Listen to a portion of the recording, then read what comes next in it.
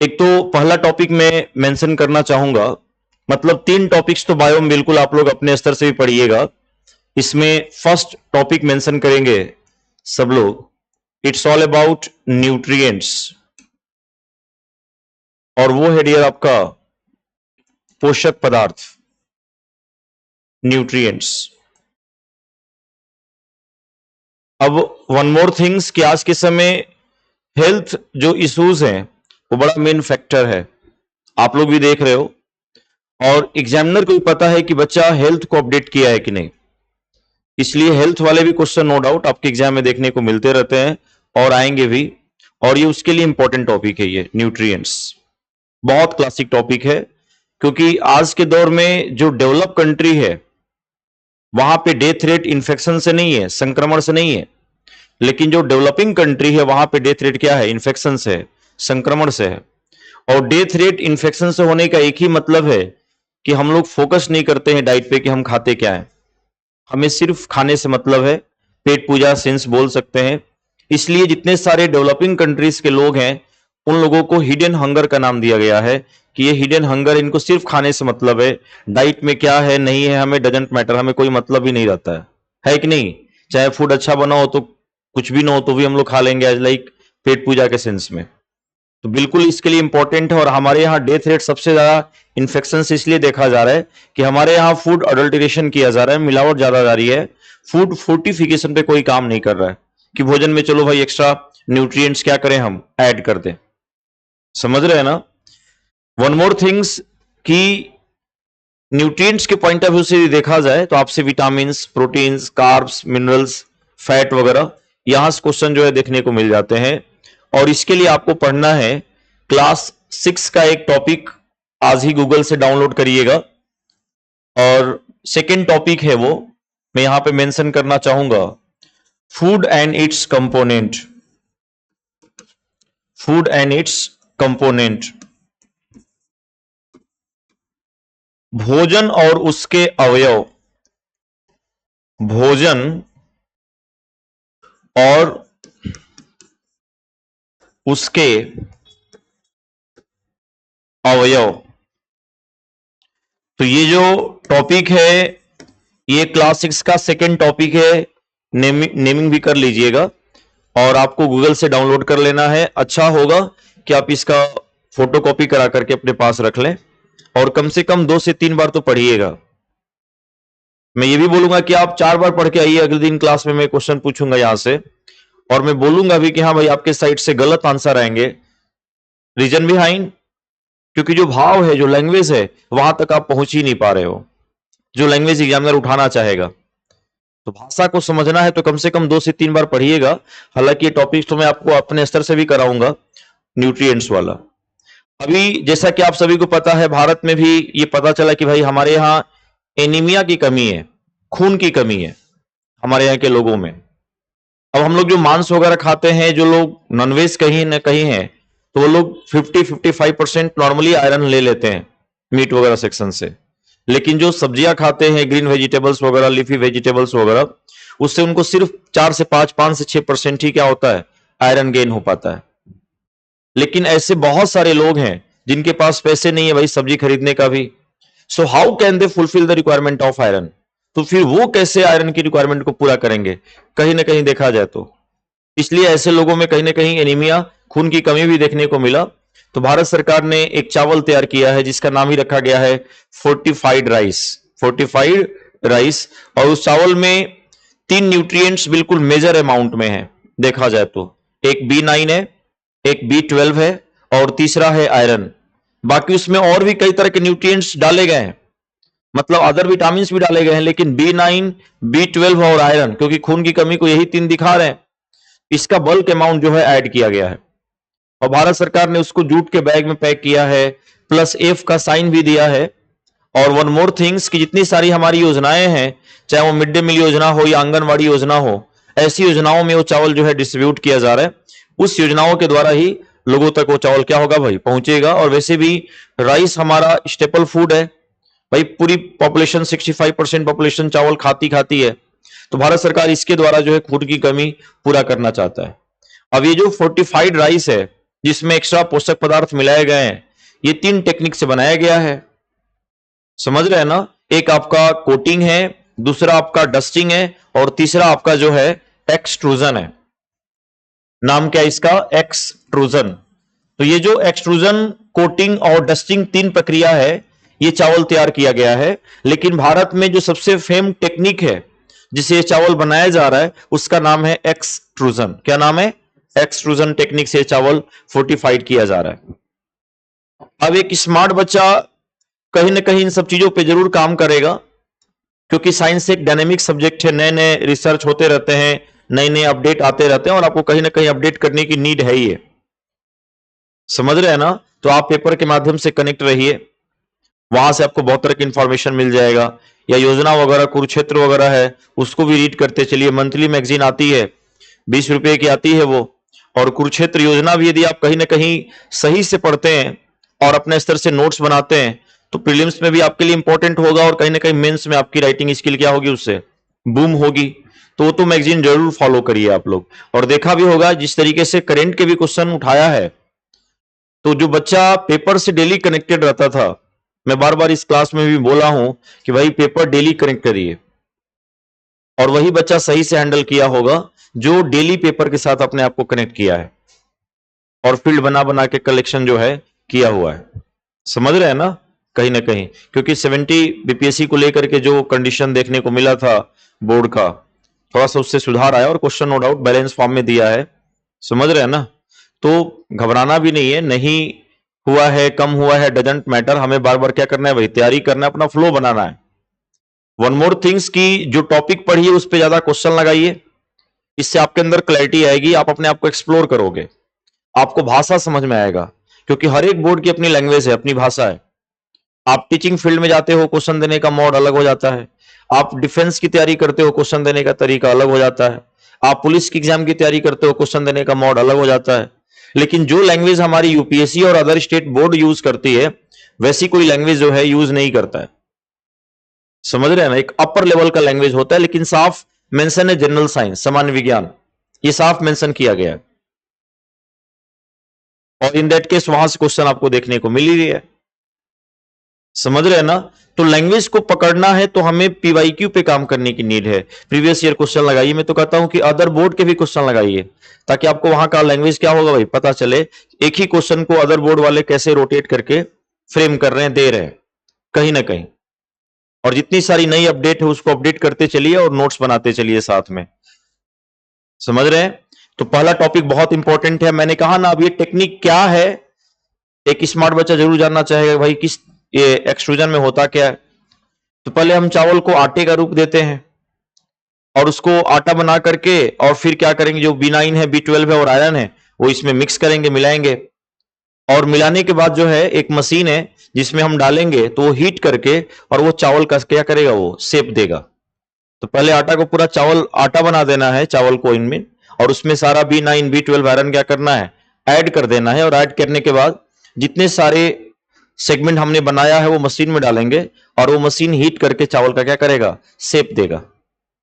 लेकिन बहुत सारे ऐसे हेल्थ एक्सपर्ट हैं जो फिंगर उठा रहे हैं किस पे, फोर्टिफाइड राइस पे। उनका कहना है कि बहुत ऐसे लोग हैं जिनके जिनके ब्लड में आयरन की कमी है ही नहीं है, और यदि वो एक्स्ट्रा अमाउंट में आयरन लेते हैं तो इससे उनका आरबीसी क्या हो सकता है भाई, बढ़ सकता है। और आरबीसी का बढ़ना, it's all about polycythaemia, blood उनका डेंस हो जाएगा, गाढ़ा हो जाएगा, और ऐसे कंडीशन में क्या होगा भाई, हार्ट अटैक जैसे कंडीशन में क्या हो सकते हैं, फेम हो सकते हैं। इसलिए भारत सरकार जिन स्टेट में ये चावल डिस्ट्रीब्यूट कर रही है, वहां पे एक हेल्थ कंडीशन भी एनालिसिस कर रही है कि कुछ बैड इंपैक्ट तो नजर नहीं आ रहे हैं। समझ रहे हैं ना? और कई ऐसी बीमारियां हैं जिस बीमारियों में ऐसे चावल खाने के लिए मना किया था, जैसे आपका थैलेसीमिया बीमारी होती है, इसमें आयरन कम लेने की बात की जाती है। अब ऐसे कई लोग हैं जो थैलेसीमिया से सफर कर रहे हैं, यदि वो ऐसे चावल खाते हैं तो फिर उनके लिए नेगेटिव इंपैक्ट होगा। तो इसको लेकर के कुछ फिंगर्स भी क्या किए जा रहे हैं, उठाए जा रहे हैं। बट नो डाउट बिल्कुल क्लासिक टॉपिक है न्यूट्रिएंट्स की मैं बात करना चाहूं तो। ये सोर्सेज आपको पढ़ना है, समझ गए? सेकेंड टॉपिक जो हम लोग डियर बायो में पढ़ेंगे वो हमारा है, अगेन मैं रिपीट करना चाहूं, इट्स ऑल अबाउट डिजीज, और वो हमारा है बीमारी, डिजीज। ये भी बहुत उम्दा टॉपिक है और आपको जरूर पढ़ना चाहिए। लेकिन मैं एक चीज आपसे ऐड करना चाहूंगा कि जितनी सारी बीमारियां आपको पेपर के माध्यम से मिलती रहती है, नई नई बीमारियां, और किन बीमारी का भारत में कितना इंपैक्ट है, कितना प्रभाव है, वहां से क्वेश्चन जो है ज्यादा फ्रेम किए जा रहे हैं।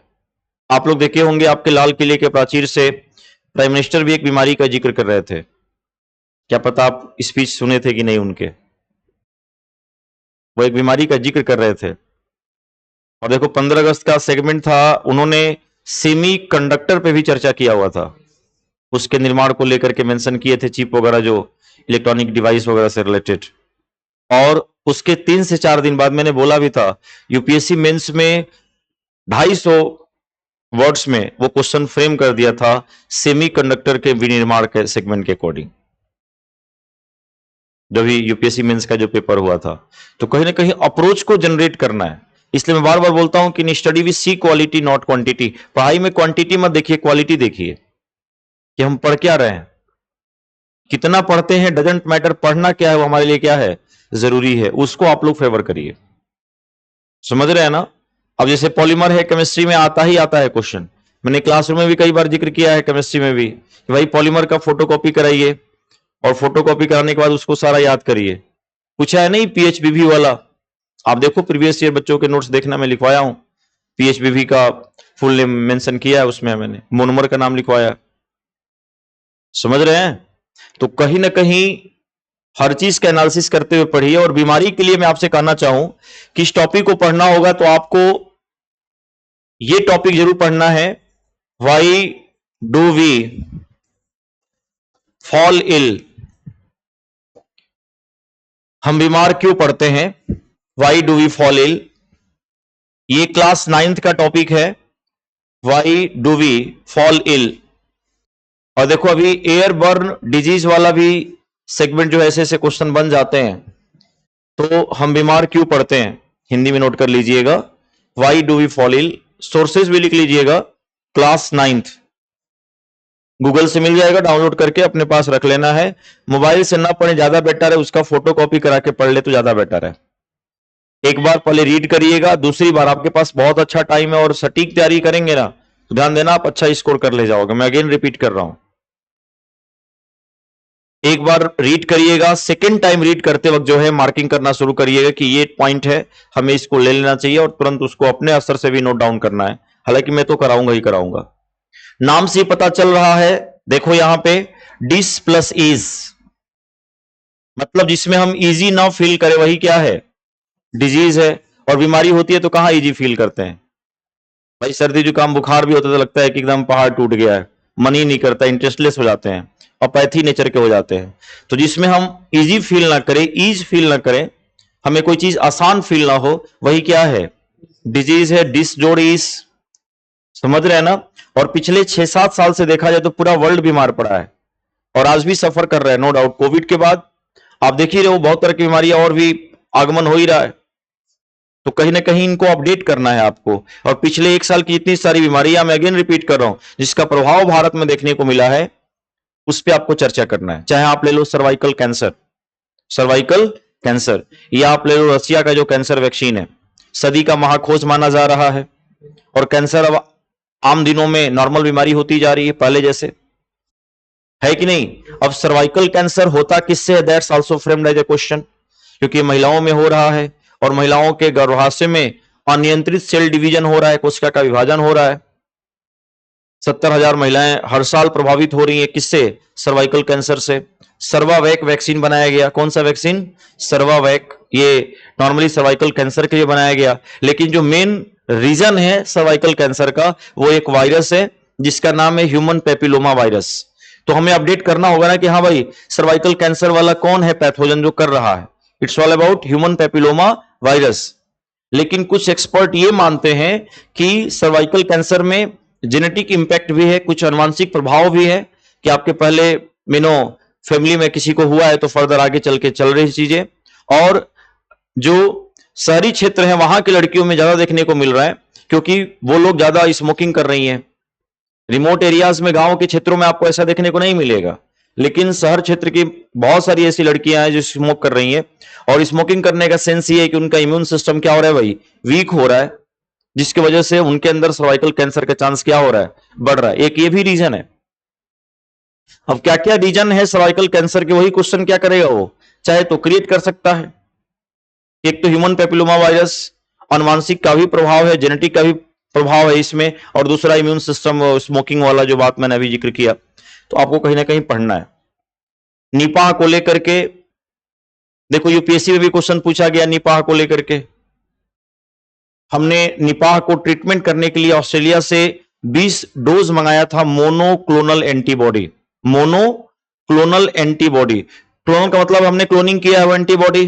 जैसे मान लो हमारी एंटीबॉडी है और हमारे एंटीबॉडी के अंदर क्षमता है किसको मारने की, वायरस को मारने की। तो यदि हमारी एंटीबॉडी की क्लोनिंग करके बना दी गई कुछ नया एंटीबॉडी, तो वो किसी के बॉडी में जाएगा तो निपाह को मारेगा वो, देखा जाए तो ऑस्ट्रेलिया ने जो बनाया है मोनोक्लोनल एंटीबॉडी, ये सिंगल आर्टिफिशियल एंटीबॉडी होती हैं जो क्लोनिंग करके बनाई जाती हैं। हमने 20 डोज मंगाया था, बड़ा पॉजिटिव इंपैक्ट रहा निपाह पेशेंट के लिए। तो भारत ने ट्रायल शुरू करने की बात किया है 2025 में ही कि हम खुद क्यों ना बनाएं।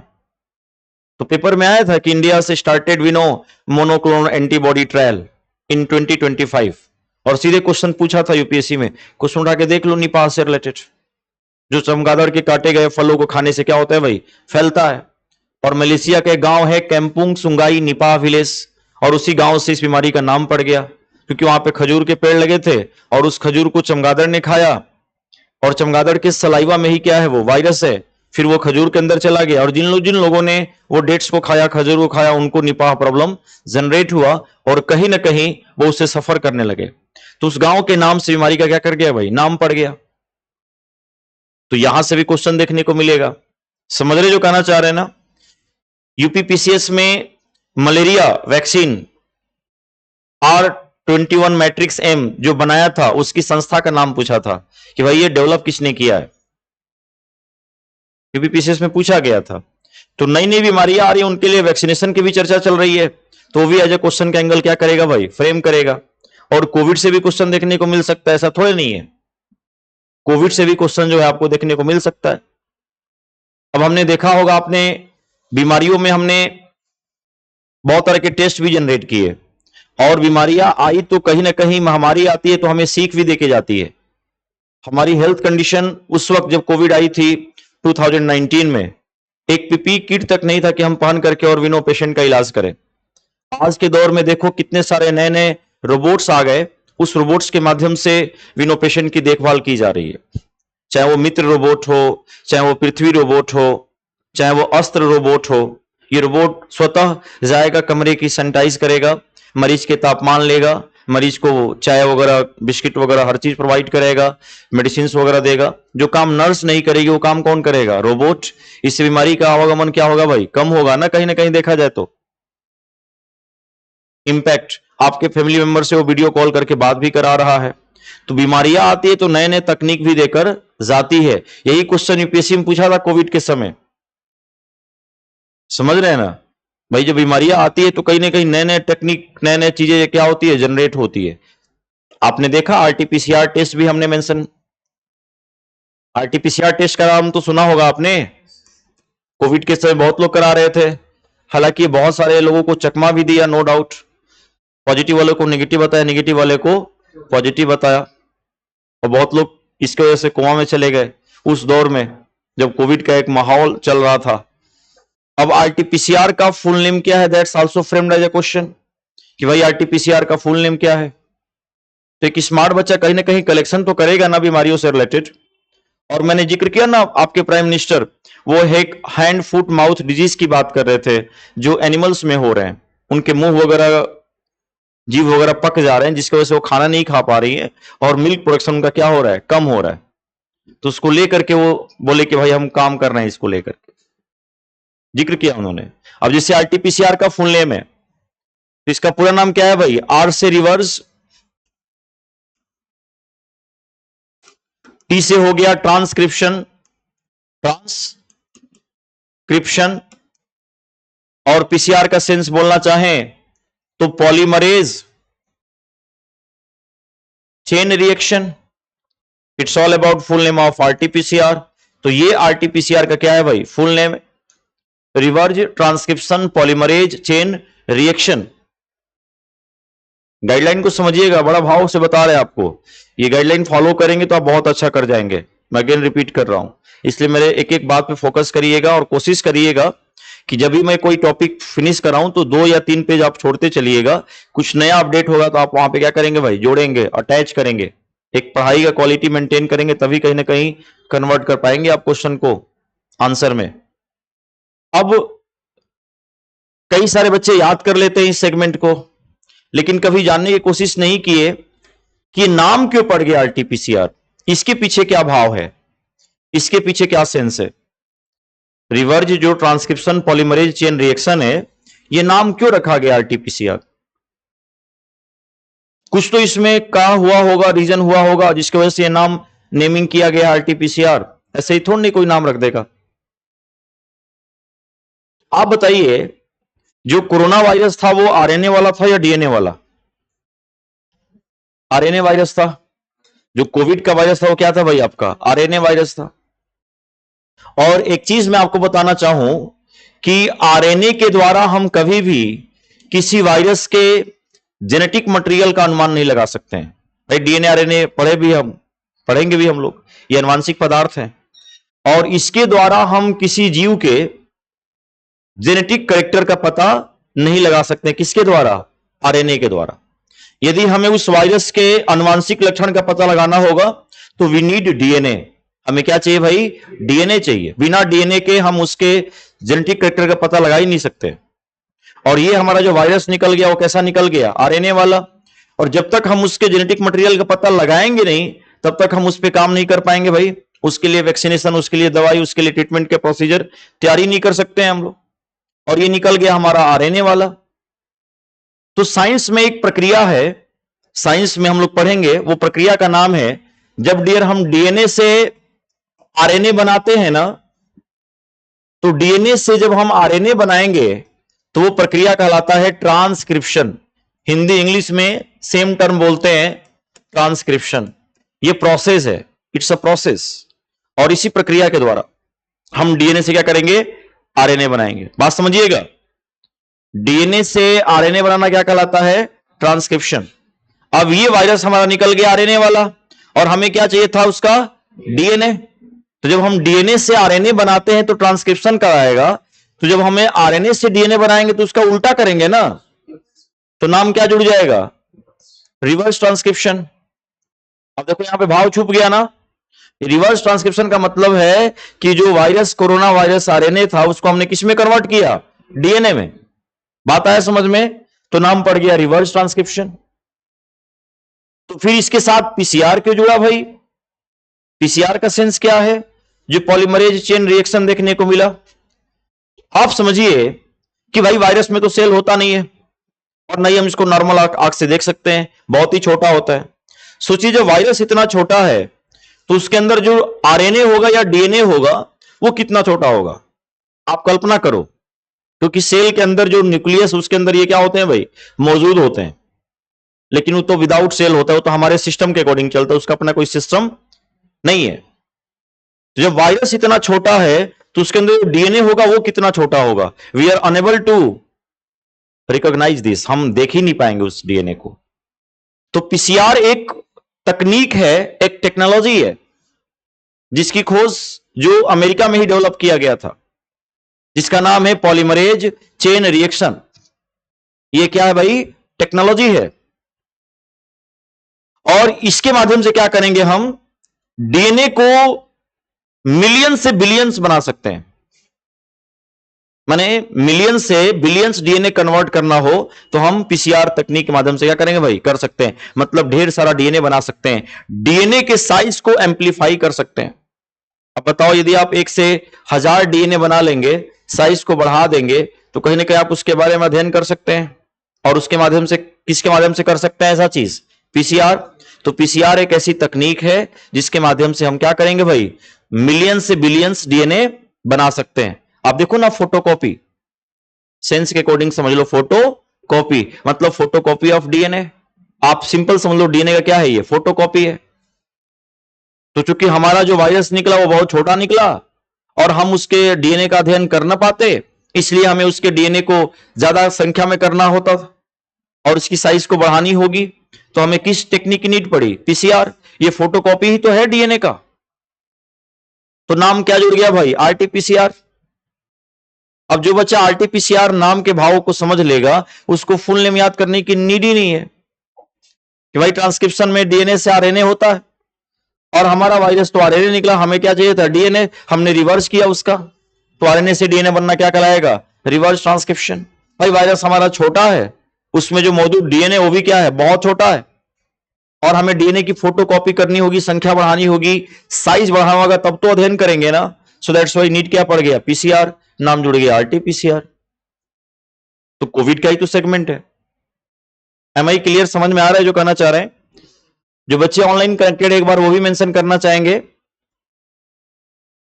शनि कुमार सर इस बार के पेपर में था, आयुष, और भी जो बच्चे जुड़े हैं, मनीषा, शेफ, मुकेश, क्लियर हो रहा है सभी को?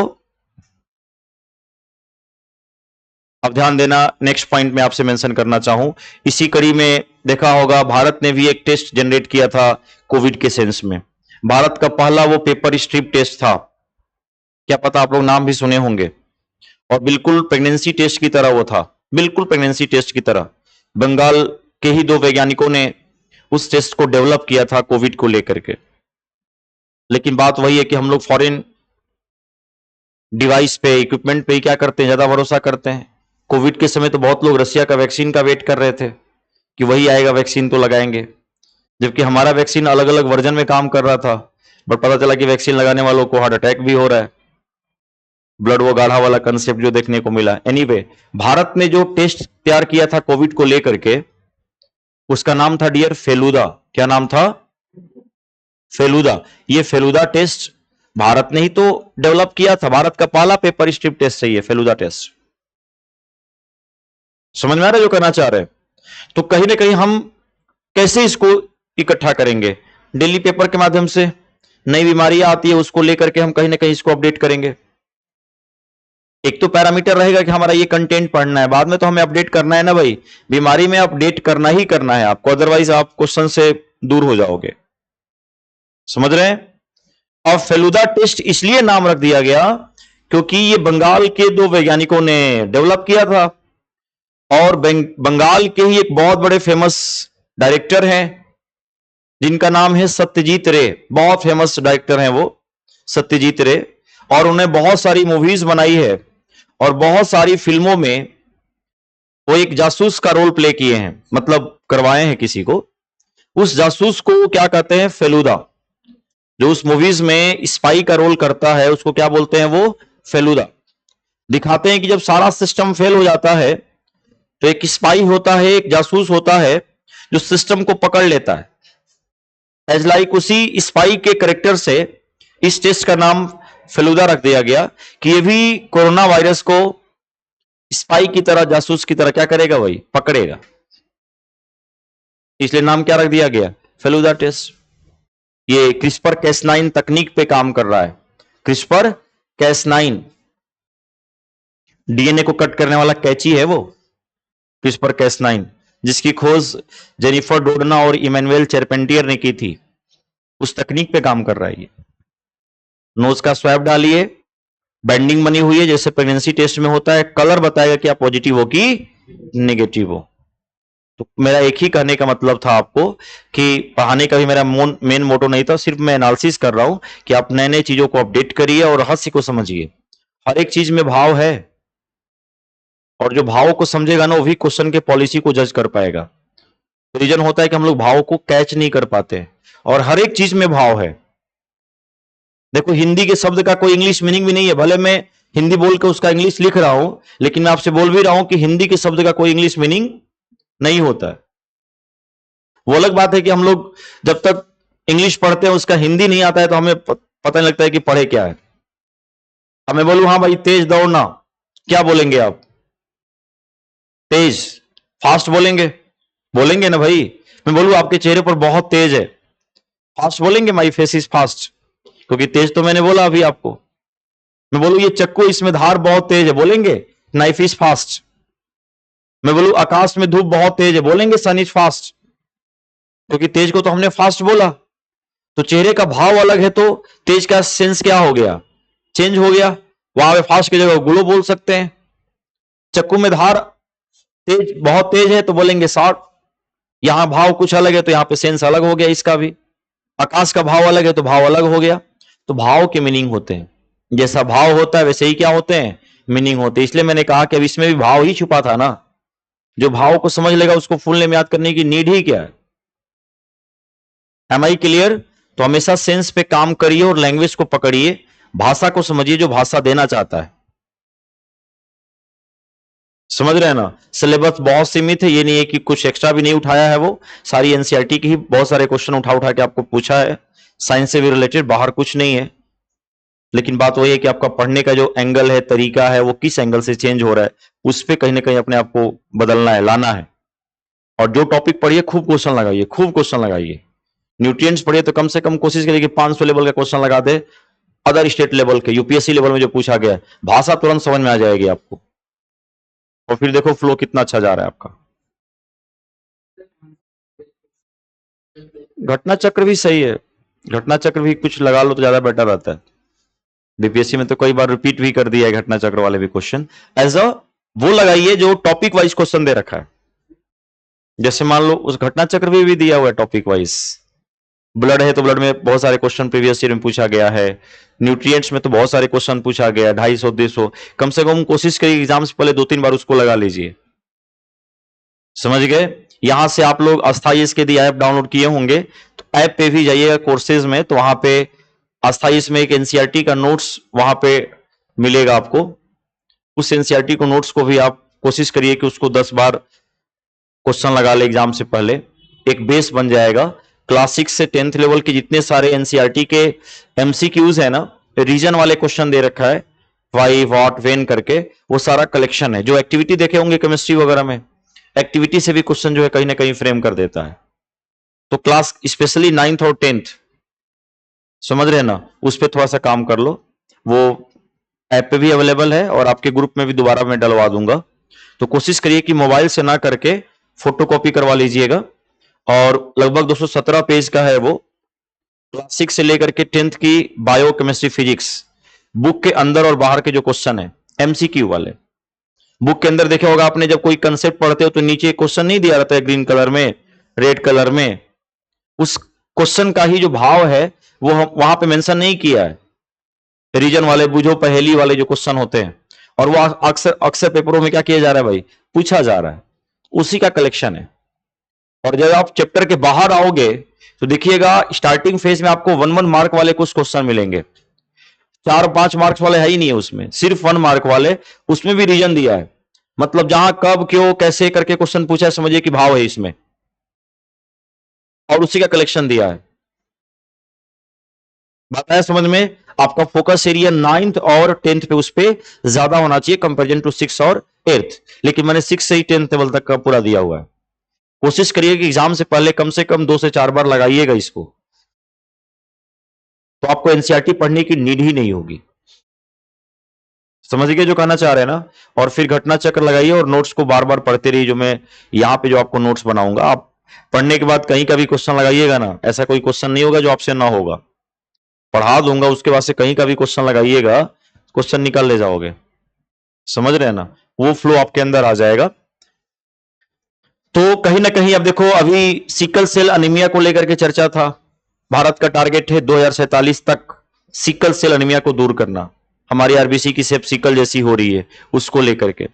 टीबी का टारगेट है 2025 में हमें रूट आउट करना है, इरेडिकेट करना है, जड़ से खत्म। 23 था, 2 साल एक्सटेंड करना पड़ा। पूरे वर्ल्ड से 2030 में खत्म करने की बात की गई है। नो डाउट आने वाले एग्जाम में, अपकमिंग एग्जाम में आपको टीबी से भी क्वेश्चन बन सकता है। कौन सा टीका लगाते हैं भाई, तो बीसीजी। बीसीजी का फुल नेम क्या है?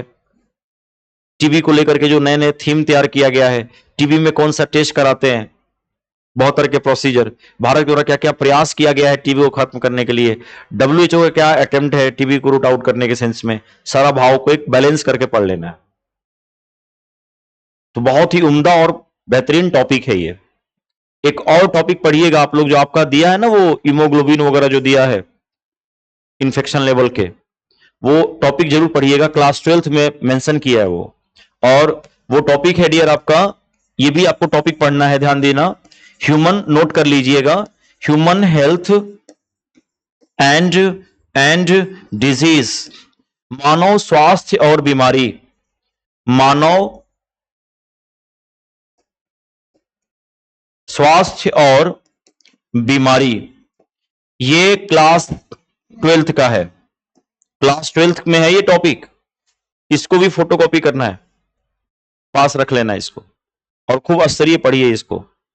पहले तो मैं कहता था कि चलो 60% ही पढ़िएगा, लेकिन अब इसको 100% पढ़ लेना है आपको, जो तरीका मॉड क्वेश्चन उठा रहा है। तो फिर इसको पैरामीटर बनाइए, बेस पैरामीटर, और फिर पिछले 1 साल की सारी बीमारी अपडेट कर लीजिए। ऐसा कोई क्वेश्चन नहीं होगा जो आपसे ना होगा। किससे? बीमारी से। लेकिन 1 साल का कलेक्शन आपके पास होना चाहिए। अब रसिया का कैंसर वैक्सीन में कौन सी तकनीक प्रयोग किया गया है, वो क्वेश्चन का एंगल ले सकता है। वही रसिया ने जो कैंसर वैक्सीन बनाया वो एमआरएनए बेस्ड। एमआरएनए का क्या रोल है? रसिया के कैंसर वैक्सीन में एआई का भी रोल किया गया है, आर्टिफिशियल इंटेलिजेंस का भी प्रयोग किया है। तभी तो 1 घंटे के अंदर उसका वैक्सीन क्या होगा भाई, डेवलप किया जाएगा। और पर्सनलाइज्ड वैक्सीन, जैसा कैंसर वैसा वैक्सीन। और मेटा स्टेटिस स्टेज में भी उसका कैंसर वैक्सीन क्या है भाई, कारगर है। जिस स्टेज में कैंसर के ट्यूमर टूट करके हेल्दी सेल के पास पहुंच करके उसको भी क्या करते हैं, कैंसर में कन्वर्ट करते हैं। मतलब जो 4th स्टेज है, मेटा स्टेटिस स्टेज कहलाता है। सारी कैंसर ट्यूमर टूट करके ब्लड के थ्रू होते हुए कहां जाएगी, हेल्दी सेल के पास, और फिर हेल्दी सेल को किस में कन्वर्ट करेगी, वो कैंसर में। अब एमआरएनए का क्या रोल, सारा भाव है उसमें, पढ़ाएंगे तो आपको लग जाएगा कि हाँ सेंस माइंड मेकअप हो गया, भूलेंगे ही नहीं। और तीसरा जो टॉपिक आपको पढ़ना है, इन 2 के अलावा ध्यान देना, मैं 3rd टॉपिक जो आपको मेंशन करना चाहूं, इट्स ऑल अबाउट, और वो हमारा रहेगा डियर पॉल्यूशन का, प्रदूषण का। एक तो फायदा आपको ये मिल जाता है कि इसको टॉपिक को आप कहीं ना कहीं ज्योग्राफी में भी पढ़ोगे, भूगोल वगैरह से भी रिलेटेड चीजें आ जाती है प्रदूषण का। लेकिन मैं आपसे कहना चाहूंगा कि आपका टारगेट 2 पे होना चाहिए, वाटर और एयर पोल्यूशन। और आपको क्या करना है, क्लास 12th का, मैं सारा एनसीईआरटी पढ़ने के लिए नहीं बोल रहा हूं आपको, क्लास 12th का लास्ट यूनिट है इन्वायरमेंटल इश्यूज, पर्यावरणीय मुद्दे, पर्यावरणीय मुद्दे, इन्वायरमेंटल इश्यूज। लास्ट यूनिट में टॉपिक्स मिलेंगे। और एक टॉपिक है बायोडायवर्सिटी, जैव विविधता। 2 टॉपिक जरूर मेंशन कर लीजिएगा, इन्वायरमेंटल इश्यूज, पर्यावरणीय मुद्दे, और जैव विविधता, बायोडायवर्सिटी। ये 2 टॉपिक आपको फोटोकॉपी करानी है, अपने पास रखनी है और अच्छे से पढ़नी है। हाँ, क्लास 12th का लास्ट यूनिट में मिलेगा। और कुछ देखिए, हाँ लास्ट यूनिट देखिएगा ना, क्लास 12th के इंग्रेडिएंट डाल करके लास्ट यूनिट में टॉपिक्स है। समझ गए जो कहना चाह रहे हैं? फिर आपका ना पॉल्यूशन का एक पैरामीटर बन जाएगा, एक पूरा पैरामीटर बन जाएगा। कुछ आपके एकेडमिक सेशन लाइक 10th वगैरह में भी पॉल्यूशन से रिलेटेड कुछ टॉपिक्स दिया हुआ है, एक बार उसको लेकर के पढ़ लेना है, तो इससे आपका फ्लो बनेगा। लेकिन आज के समय देखा जाए तो ये एक बहुत ही ज्वलंत मुद्दा बन चुका है पूरे वर्ल्ड वाइड, पूरे विश्व के लिए एक ज्वलंत मुद्दा है। कौन? प्रदूषण। आपको पता होना चाहिए। लाइट पोल्यूशन भी चर्चा में है, जो प्रकाश प्रदूषण है ये भी क्या है भाई, चर्चा में। क्योंकि कई ऐसे एक्वाटिक जीव हैं, समुद्र में रहने वाले, जल में रहने वाले जीव, जो अपनी लाइफ साइकिल को कंडक्ट करने के लिए मून की लाइट उनको रिक्वायर होती है, उसकी रिक्वायरमेंट होती है। किसकी? मून की लाइट। एक्वाटिक एनिमल्स को लाइफ सर्वाइव करने के लिए स्टार लाइट, मून लाइट की रिक्वायरमेंट होती है। और जिस तरीके से टेक्नोलॉजी का दौर चल रहा है, हमने मून लाइट, स्टार लाइट को वहां से क्या कर दिया, रिप्लेस कर दिया। कैसे? तो आर्टिफिशियल लाइट के द्वारा हमने रिप्लेस कर चुके हैं। और जब वो मून लाइट, स्टार लाइट हमने रिप्लेस कर दिया है, तो आज के दौर में हो क्या रहा है, उनकी लाइफ साइकिल सही से कंडक्ट नहीं हो पा रही है, और उनका डेथ रेट क्या हो गया भाई, बढ़ गया है, जो हमारे इकोसिस्टम के लिए सही नहीं है। इसलिए लाइट पोल्यूशन भी चर्चा में।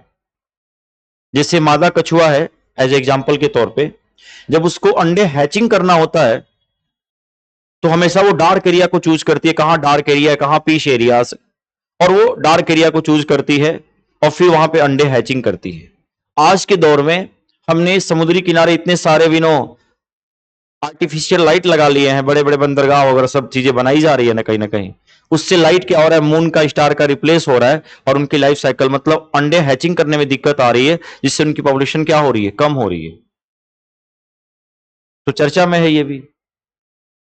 कई ऐसे बर्ड्स हैं जो माइग्रेट करती है मून के लाइट में, स्टार लाइट में, डार्क लाइट में, और हमने डार्क लाइट छोड़ा ही नहीं।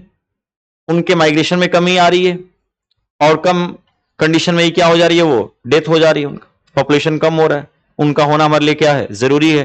तभी तो मुंबई में जो अटल सेतु बना है, अटल सेतु पे जो लाइट की व्यवस्था की गई है, स्पेशली वो पुल पे ही किया गया है, न कि समुद्र के अंदर जाए। और स्पेशल ब्लू और रेड जो लाइट है वो पुल पे पड़े, समुद्र में ना पड़े, उसके लिए ऐसा अरेंज किया गया है ताकि जो समुद्री जीव है उन पे कोई बैड इंपैक्ट ना आए। एक स्मार्ट बच्चा इस पे भी चर्चा करेगा। और अभी हम लोगों ने कूड़े से खजाने की ओर गए। अब हम लोग कूड़े से ही जो ऑर्गेनिक वेस्टेज हैं, फल वगैरह सब्जी वगैरह जो सड़गल गए हैं, हम लोग क्या कर रहे हैं भाई, एक जगह इकट्ठा करते हैं ना, ढेर लगा देते हैं। एक तो प्लेस भी ऑक्युपाई लेता है हमारा कूड़े का ढेर। और ये भारत की समस्या नहीं है, पूरे वर्ल्ड की समस्या है ये। और इनके यदि हम वहां से गुजरते हैं, इतनी सारी हार्मफुल गैसेस निकलती हैं जो बहुत तरह की बीमारियां भी क्रिएट कर रही हैं। आप चले जाओ कहीं भी, बोलते कितनी गंदगी फैली हुई है। और एक हैदराबाद के ही वैज्ञानिकों ने आईआईसीटी के द्वारा जो है एक ऐसा तकनीक जनरेट किया गया है जो कूड़ों से क्या करेगा, बायोगैस बनाएगा, सीएनजी मीथेन निर्माण करेगा कूड़े से। और क्या करेगा भाई, तो एज अ बायो फर्टिलाइजर उसका भी प्रयोग बना रहा है। मतलब सोचो हम कूड़े से ही खजाना बना रहे हैं। हाँ क्या क्या, हाँ रोड वगैरह तो बन ही रहे हैं भाई, जिसका नाम है बायो एस्फॉल्ट। बायो एस्फॉल्ट, एक तो एस्फॉल्ट होता है और एक बायो एस्फॉल्ट होता है। वही सड़े गले जो चीजें होती हैं उसके माध्यम से एज लाइक वो सारा कंक्रीट को चिपका देता है। अभी गडकरी साहब भी इस रोड पे, मथुरा वगैरह हाईवे पे भी देखने को मिला था कि वो एस्फॉल्ट वगैरह बायो एस्फॉल्ट का प्रयोग कर रहे हैं। इको फ्रेंडली नेचर का है वो। तो ये जो टेक्निक जनरेट किया गया है, ये जो टेक्निक आप देख रहे हो, मैं इसी की बात कर रहा हूं।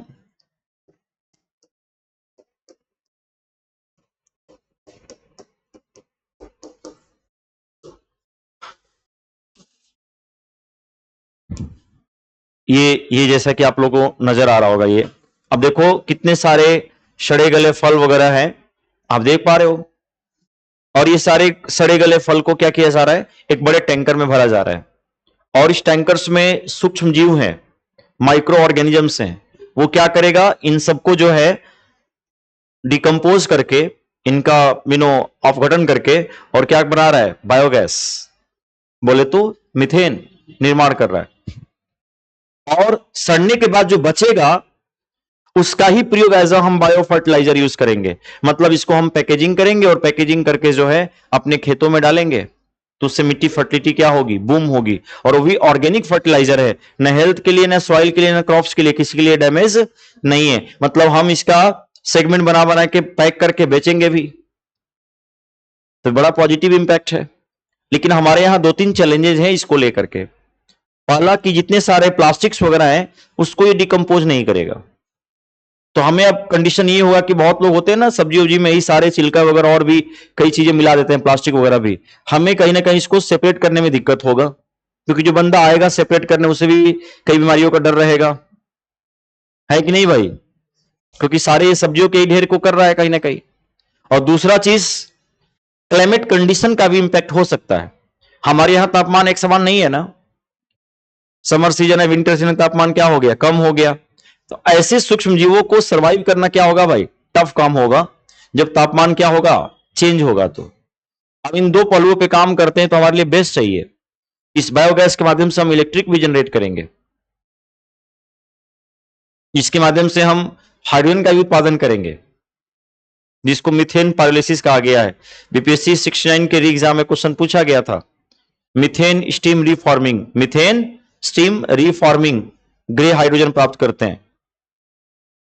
तो कहीं ना कहीं एक स्मार्ट बच्चा ऐसे ऐसे तकनीक पे काम करेगा, अपडेट करेगा, तो पॉजिटिव इंपैक्ट है। और ये बात कूड़े से लेकर के हो रही है, तो चर्चा में तो है ही, no doubt.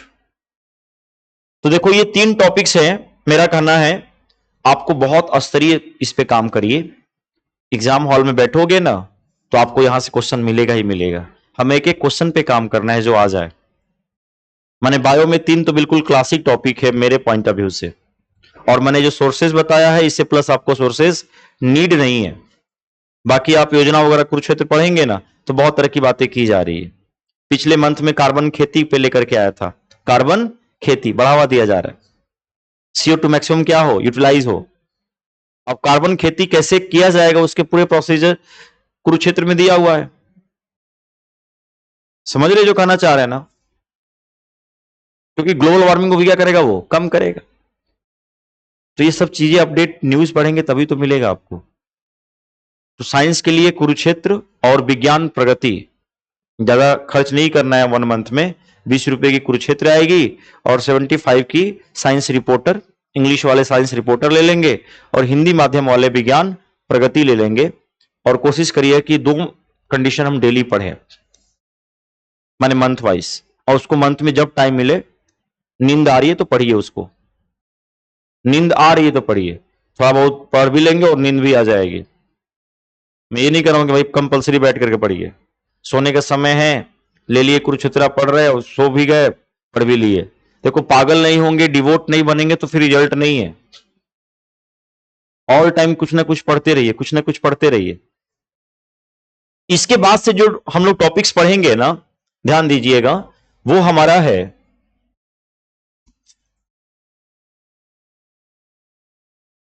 Human physiology,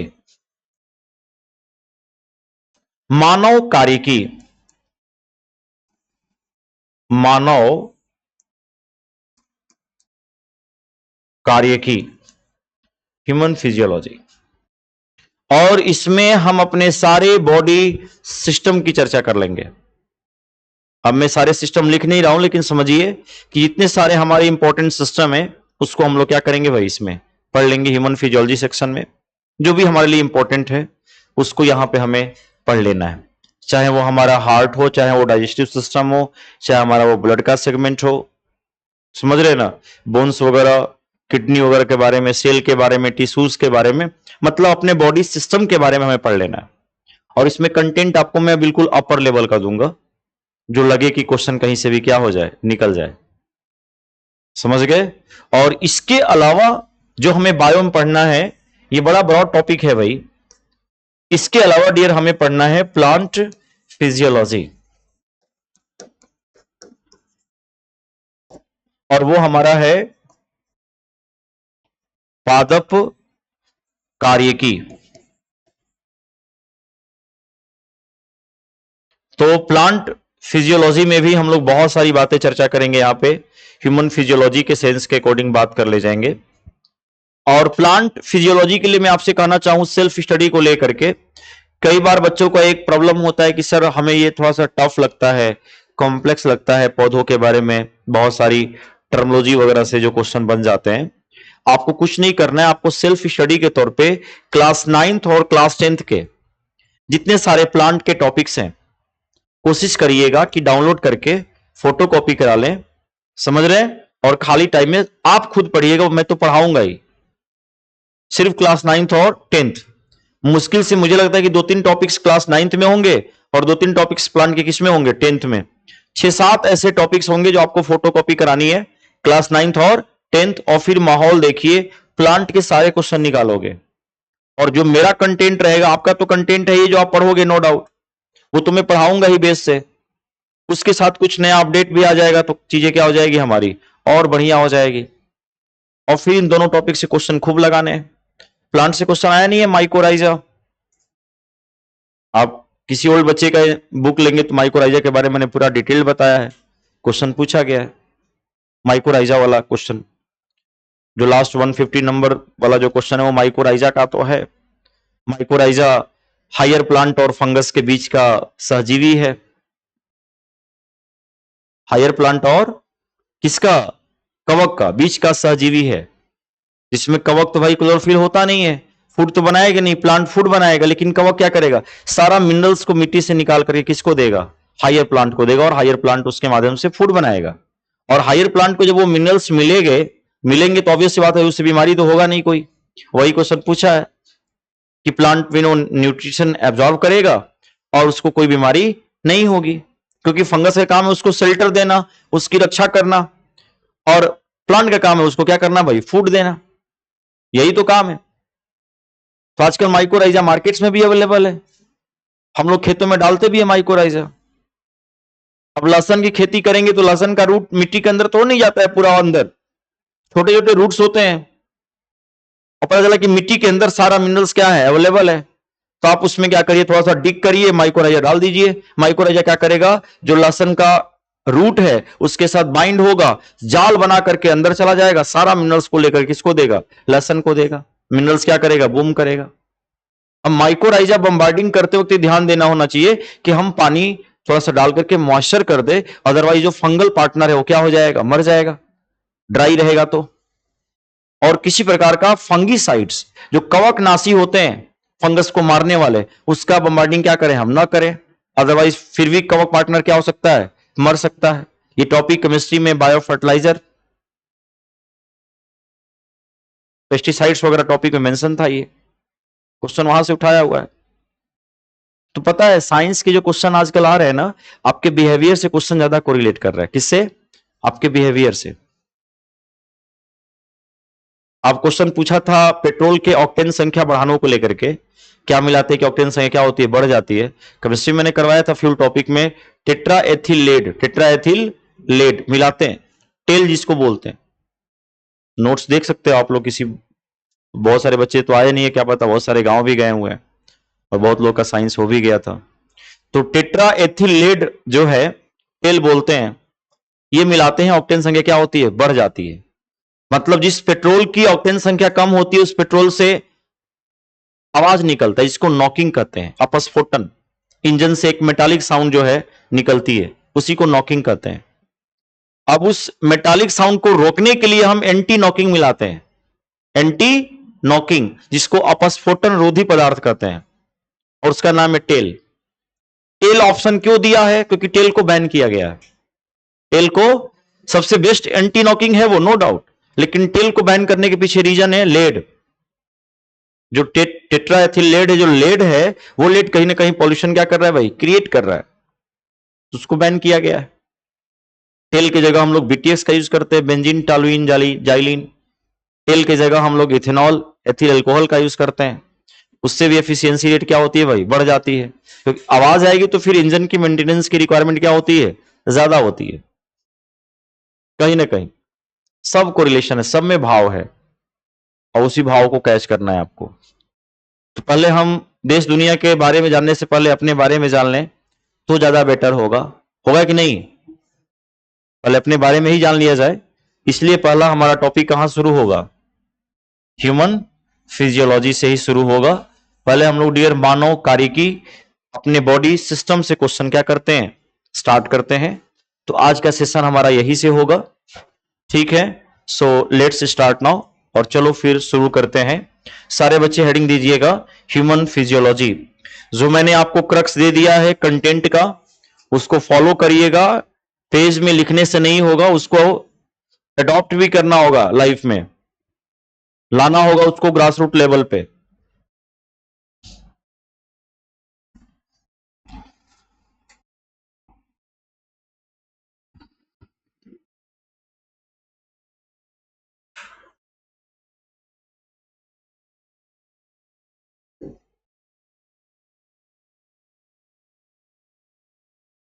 start किया जाए फिर। सो लेट्स स्टार्ट नाउ, और हेडिंग दीजिएगा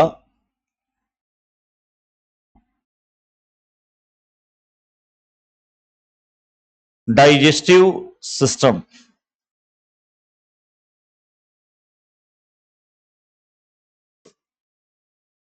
हिंदी में इसको बोलते हैं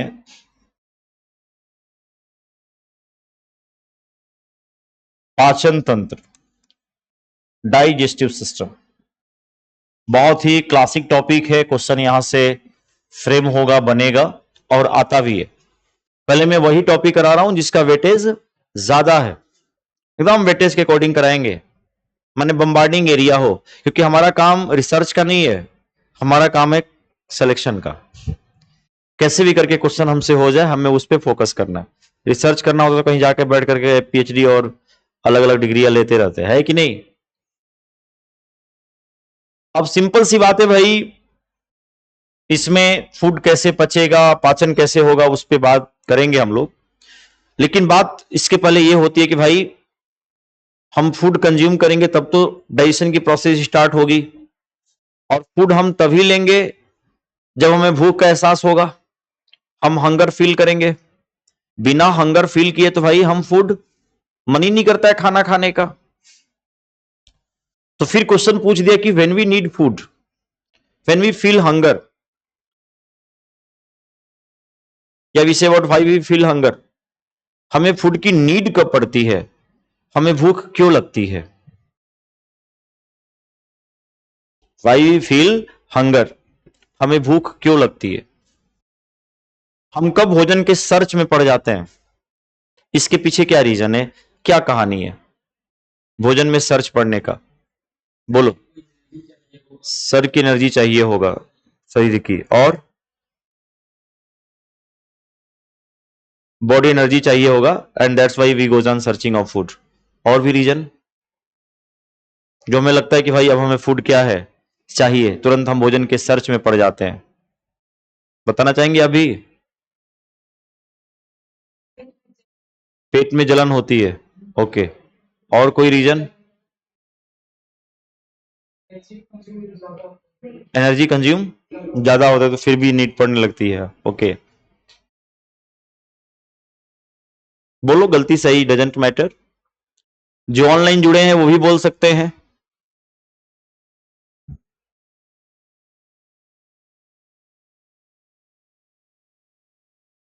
तो बात तो वही हो गई एनर्जी को लेकर के, लेकिन ये एनर्जी को बताने वाला भी तो कोई होगा, जो इस चीज का एहसास क्या कर रहा है भाई, दिला रहा है, वो भी तो होगा ना कहीं। तो जो भी सेगमेंट होता है वो हमारी जो सैडली बिजी ऑर्गन है, वो कौन है, ब्रेन है। भाई ब्रेन भी तो हमारी सैडली बिजी ऑर्गन है, ऑल टाइम व्यस्त है ये कहीं ना कहीं। तो ब्रेन के ही माध्यम से चीजें क्या होती है भाई, परफॉर्म होती है। तो ब्रेन का ही एक पार्ट है, अभी नोट मत करिएगा, जिसका नाम है डियर हाइपोथैलेमस। क्या नाम है, hypothalamus. It's a part of brain, hypothalamus. Hindi में इसको सेम टर्म बोलना चाहेंगे, हाइपोथैलेमस। ये ब्रेन का पार्ट है, और इसे ही हम लोग हंगर सेंटर कहते हैं। हमारा जो भूख का केंद्र है ना, वो किसे कहा गया है, हाइपोथैलेमस को। कभी क्वेश्चन पूछ भी दे कि भाई भूख का केंद्र कौन है, हंगर सेंटर कौन है, या हमें प्यास लगी और हम तुरंत पानी के सर्च में पड़ गए, तो जैसे मन में पानी का एहसास हुआ, तो ये सांस दिलाने वाला भी कौन है, हंगर सेंटर है। यानी इस हाइपोथैलेमस के अंदर जो है, ध्यान दीजिएगा, पहले समझिएगा, हमारा एक हंगर सेंटर होता है,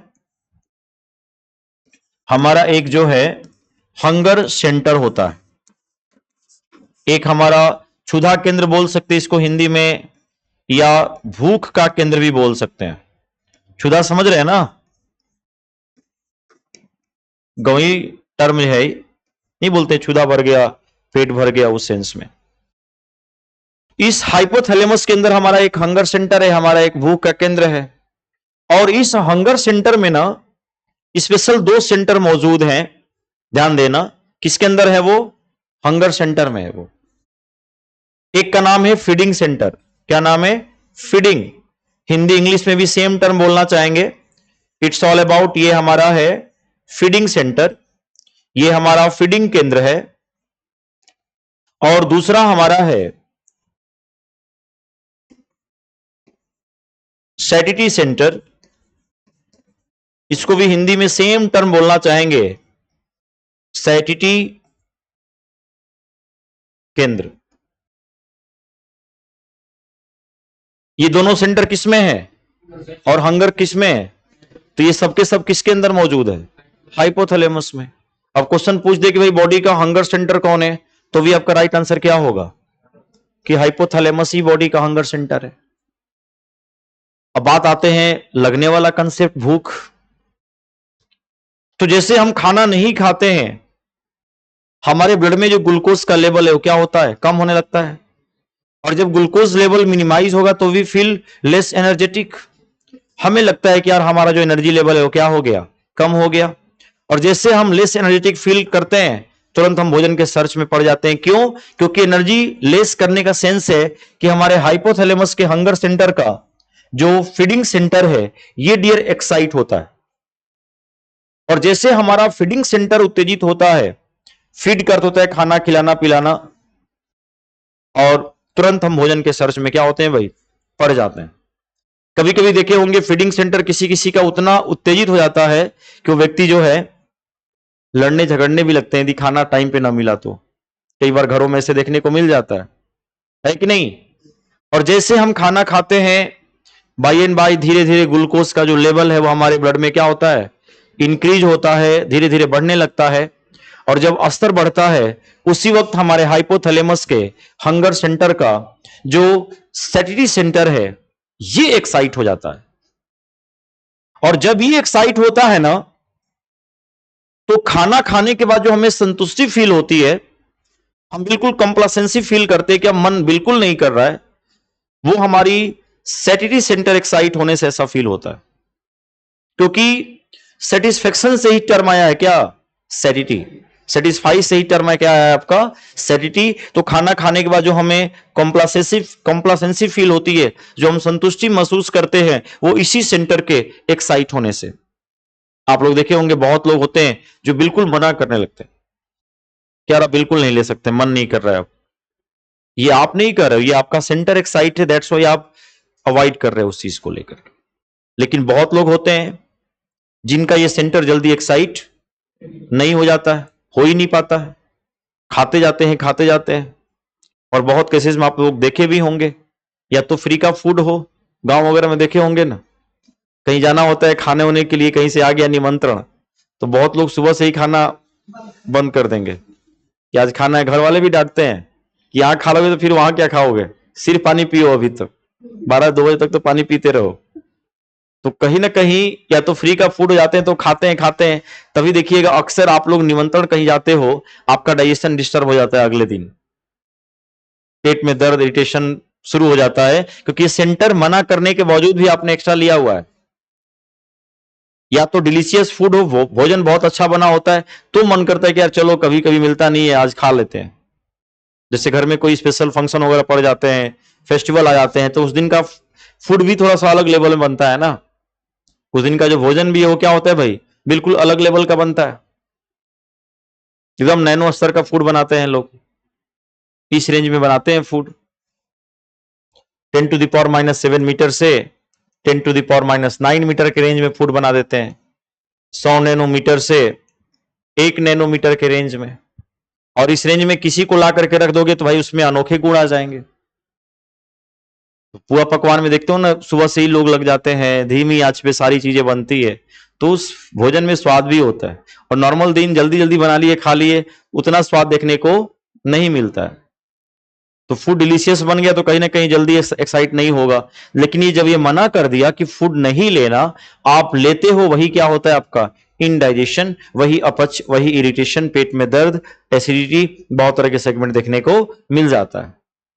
जब ये सेंटर एक्साइट होगा तो हमें सेटिस्फेक्शन फील होगा, और जब ये सेंटर एक्साइट होगा तो हम भोजन के क्या होंगे भाई? सर्च में पड़ेंगे। और क्वेश्चन ये भी पूछ दिया कि हमारी बॉडी का कौन सा पार्ट है जो हमारी सैटिस्फैक्टरी सेंटर को कंट्रोल करता है, तो भी राइट आंसर क्या होगा? हाइपोथैलेमस।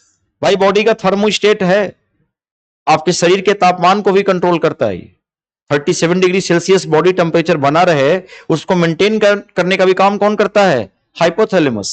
आपके अंदर फीलिंग्स को भी कंट्रोल करता है, ये सेक्सुअल बिहेवियर को भी कंट्रोल करता है, कौन? हाइपोथैलेमस। तो लिख लीजिएगा कोटेशन डाल के, हमें भूख क्यों लगती है? या हमें भूख कब लगती है? When we need food, when we need food, हमें भूख कब लगती है? When we need food.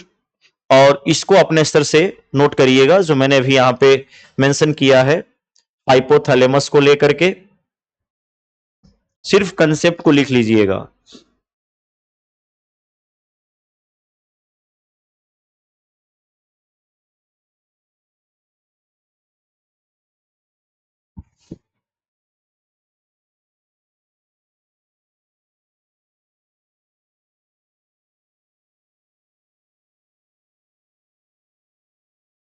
और इस पॉइंट पे जरूर स्टार लगा लीजिएगा, क्वेश्चन का एंगल ले सकता है हंगर सेंटर से जो कोरिलेशन होगा।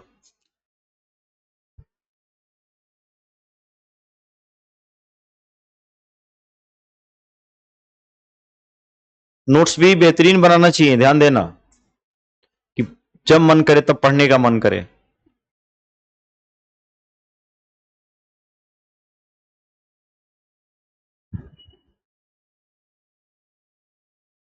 लिख लेना इस बात को भी नीचे पॉइंट, थोड़ा सा पॉइंट स्टार लगे लिखिएगा, पहले इंग्लिश मीडियम नोट करेंगे। When feeding centre is excited, लिखना when our feeding center is excited, feeding center is excited, we goes on, yeah, we goes on searching of food, we goes on searching of food।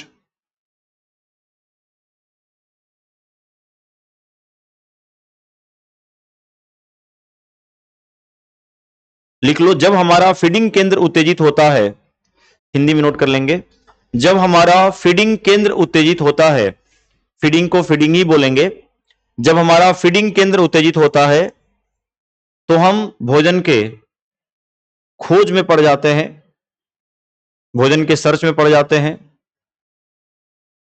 भोजन के खोज में पड़ जाते हैं।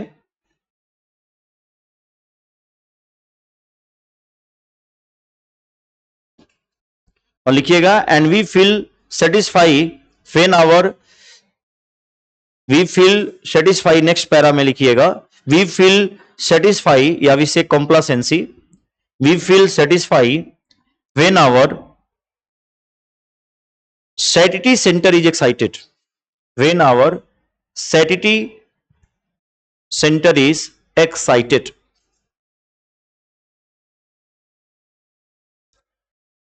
और जब हमारा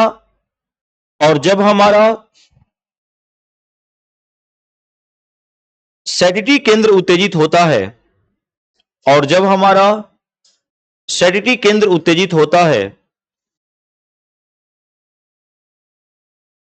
तो हमें संतुष्टि महसूस होती है।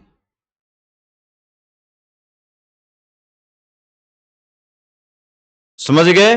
सेटिस्फाई से ही टर्म आया है क्या, सैटिटी, यानी खाना खाने के बाद जब आप संतुष्ट, एकदम तृप्त, बोलते ना तृप्त हो गए, अब बिल्कुल मन नहीं कर, एकदम तृप्ति आ गई है, तो कहीं ना कहीं सेंटर एक्साइट फॉर्म में आए, एनर्जी लेवल अपग्रेड लेवल में आ चुका है और तुरंत आप अवॉइड करने लगते हो फूड। नहीं तो खा लोगे तो पता चला चलने का ही मन नहीं कर रहा, चल ही नहीं पा रहे कहीं ना कहीं। तो एक सिंपल क्वेश्चन बने आपके एग्जाम में कि भूख लगने का कंसेप्ट, तो मेरा सिर्फ अप्रोच ये था कि बॉडी का हंगर सेंटर कौन है, तो आपका राइट आंसर क्या होगा, हाइपोथैलेमस। चाहे बात फीडिंग सेंटर या सैटिटी सेंटर की बात करें, कंट्रोल कौन करता है, रेगुलेट कौन करता है, तो भी आपका राइट आंसर क्या होगा, हाइपोथैलेमस। नोट कर लिया आपने? मैं सिर्फ इन दोनों के फंक्शन आपको लिखवा दिया ताकि कंसेप्ट आपको याद रहे कि ये सेंटर एक्साइट होगा तो we goes on searching of food, और ये सेंटर एक्साइट होगा तो we feel complacency, we feel satisfaction. आते हैं नेक्स्ट प्रोसीजर पे, और नेक्स्ट मेंशन करिएगा आप लोग। और नेक्स्ट पढ़ने से पहले डियर हम लोग थोड़ा सा एक लफड़ी डायग्राम बना लेते हैं डाइजेशन का, और उसी डायग्राम के पॉइंट ऑफ व्यू से सारा सेगमेंट पे चर्चा किया जाएगा, क्वेश्चन के एंगल पे भी काम किया जाएगा। सो एज लाइक दिस, जैसा कि आप लोग देख पा रहे होंगे, इट्स ऑल अबाउट, ये आपका लार्ज इंटेस्टाइन है, ये आपकी बड़ी आंत है, इट्स योर लार्ज इंटेस्टाइन,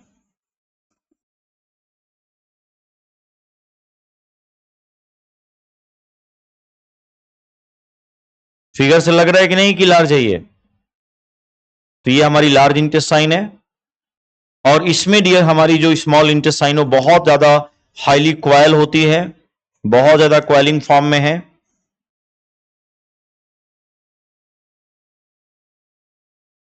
मैंने क्वाइल कम ही बनाया है और जाकर के फाइनली खुल रही है कहां पे? Large intestine. जहां जाके खुलती है वो एरिया सीकम कहलाता है। सीकम एक ऐसा एरिया है जिसमें हमारी स्मॉल इंटेस्टाइन क्या होती है? जाके खुलती है। Caecum is the part of large intestine. हालांकि वो बड़ी आंत का भाग है, उसमें गुड बैक्टीरिया भी होते हैं, गुड बैक्टीरिया भी होते हैं जो B12 वगैरह फॉर्मेशन करने में हेल्प करते हैं। B12 वगैरह का जो फॉर्मेशन है वो गुड बैक्टीरिया कहीं ना कहीं डियर करते हैं, ध्यान दीजिएगा। और ये गुड बैक्टीरिया हम जब एंटीबायोटिक वगैरह खाते हैं ना तो कहीं ना कहीं मार देता है उनको। इसलिए देखे होंगे एक अच्छा डॉक्टर से आपको एंटीबायोटिक देता है ना तो विटामिन के कैप्सूल्स भी साथ में जरूर देते हैं। उनको पता है कि एंटीबायोटिक जाएगा तो गुड बैक्टीरिया को मारेगा, तो हम एज ए सप्लीमेंट के तौर पे दे दे ताकि उसका डाइजेशन डिस्टर्ब ना हो। एनीवे, और यहां पे एक फिंगर की तरह एक स्ट्रक्चर निकला होता है जिसको डियर हम लोग अपेंडिक्स कहते हैं। ये हमारा वेस्टिजियल ऑर्गन है, अवशेषी अंग है, इसको हम बोलेंगे वेस्टिजियल ऑर्गन। हम जब अपर साइड की ओर आते हैं फर्दर, तो अपर सेगमेंट में डियर ये हमारा सेगमेंट हो गया आपके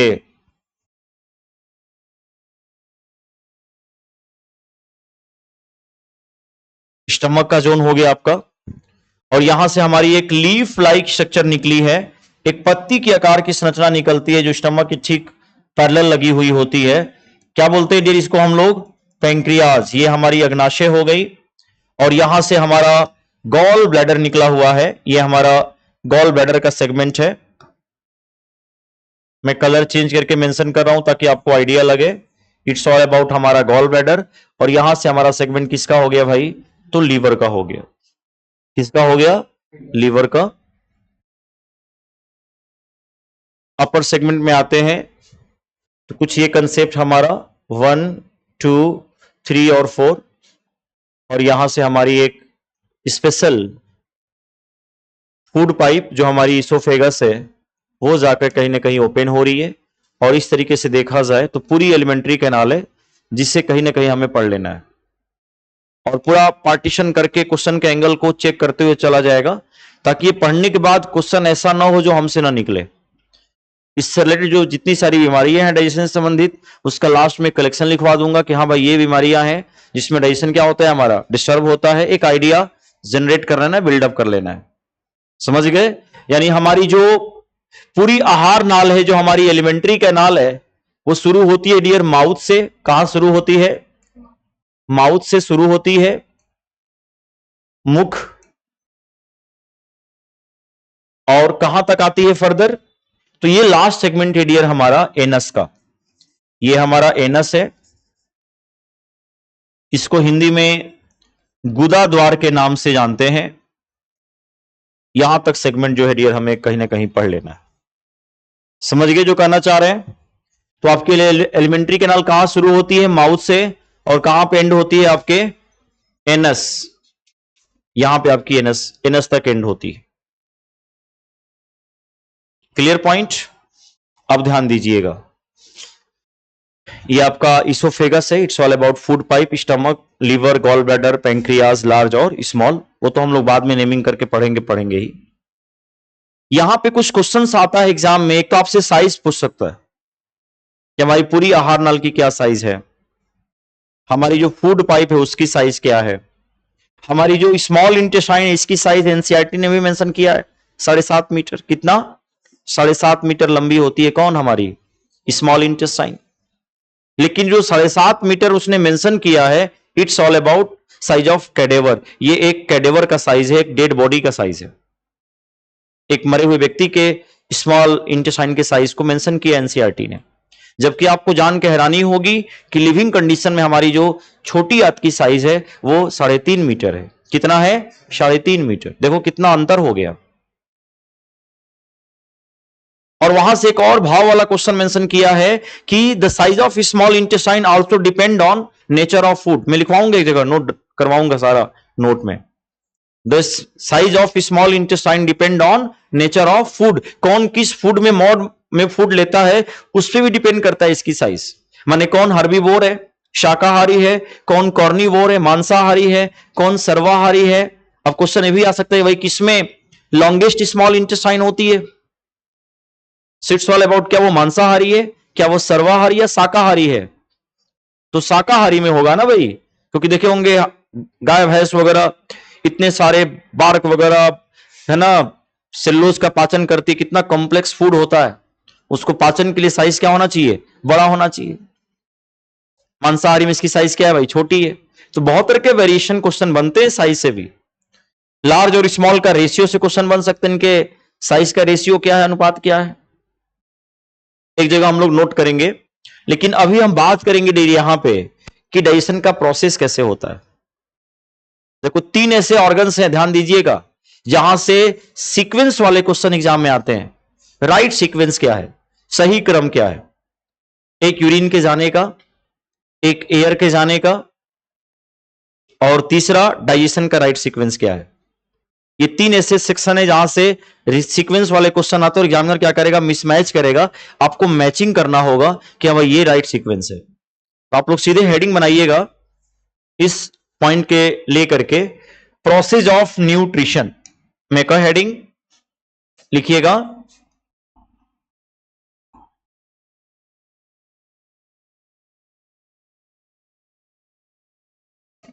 प्रोसेस ऑफ न्यूट्रिशन, पोषण की प्रक्रिया।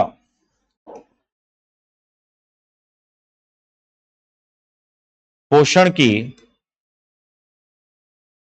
प्रक्रिया। और मैं यहां पे वो प्रोसेस मेंशन कर रहा हूं, लिख रहा हूं, आप लोग साथ में लिखते चलिएगा। 5 स्टेप में यहां पे मेंशन कर रहा हूं डियर। एक हमारा है इंजेशन, एक हमारा है डियर इंजेशन।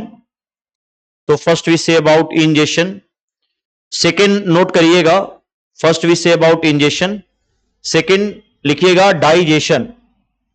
तो second we have to focus on that, digestion. Ingestion second हमारा हो गया, डाइजेशन। इसको डियर हिंदी में अंतर्ग्रहण बोलते हैं, लिख भी लीजिएगा हिंदी माध्यम वाले भी, अंतर्ग्रहण। ये हमारा पाचन है। तीसरा हमारा जो स्टेप होगा डियर वो है आपका एब्जॉर्प्शन। इसको हिंदी में कहते हैं अवशोषण।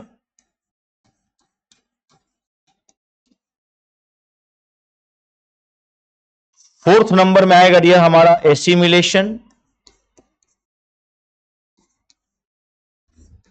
एसिमिलेशन हिंदी में इसको कहते हैं स्वांगीकरण। स्वांगीकरण। और फिफ्थ जो स्टेज है डियर हमारा, इट्स ऑल अबाउट, वो है आपका ईजेशन। क्या है, ईजेशन। यही 5 स्टेप हैं, ध्यान दीजिएगा। और इसी स्टेप में क्या करेगा वो, मैचिंग मिसमैच करेगा, आपको मैचिंग कैच करना होगा। और ये जो मैंने सीक्वेंस लिखा है ना, ये बिल्कुल मैच्ड फॉर्म में है, बिल्कुल मैचिंग सीक्वेंस है। ये हमारा पाचन का, डाइजेशन का, न्यूट्रिशन की पूरी प्रक्रिया है।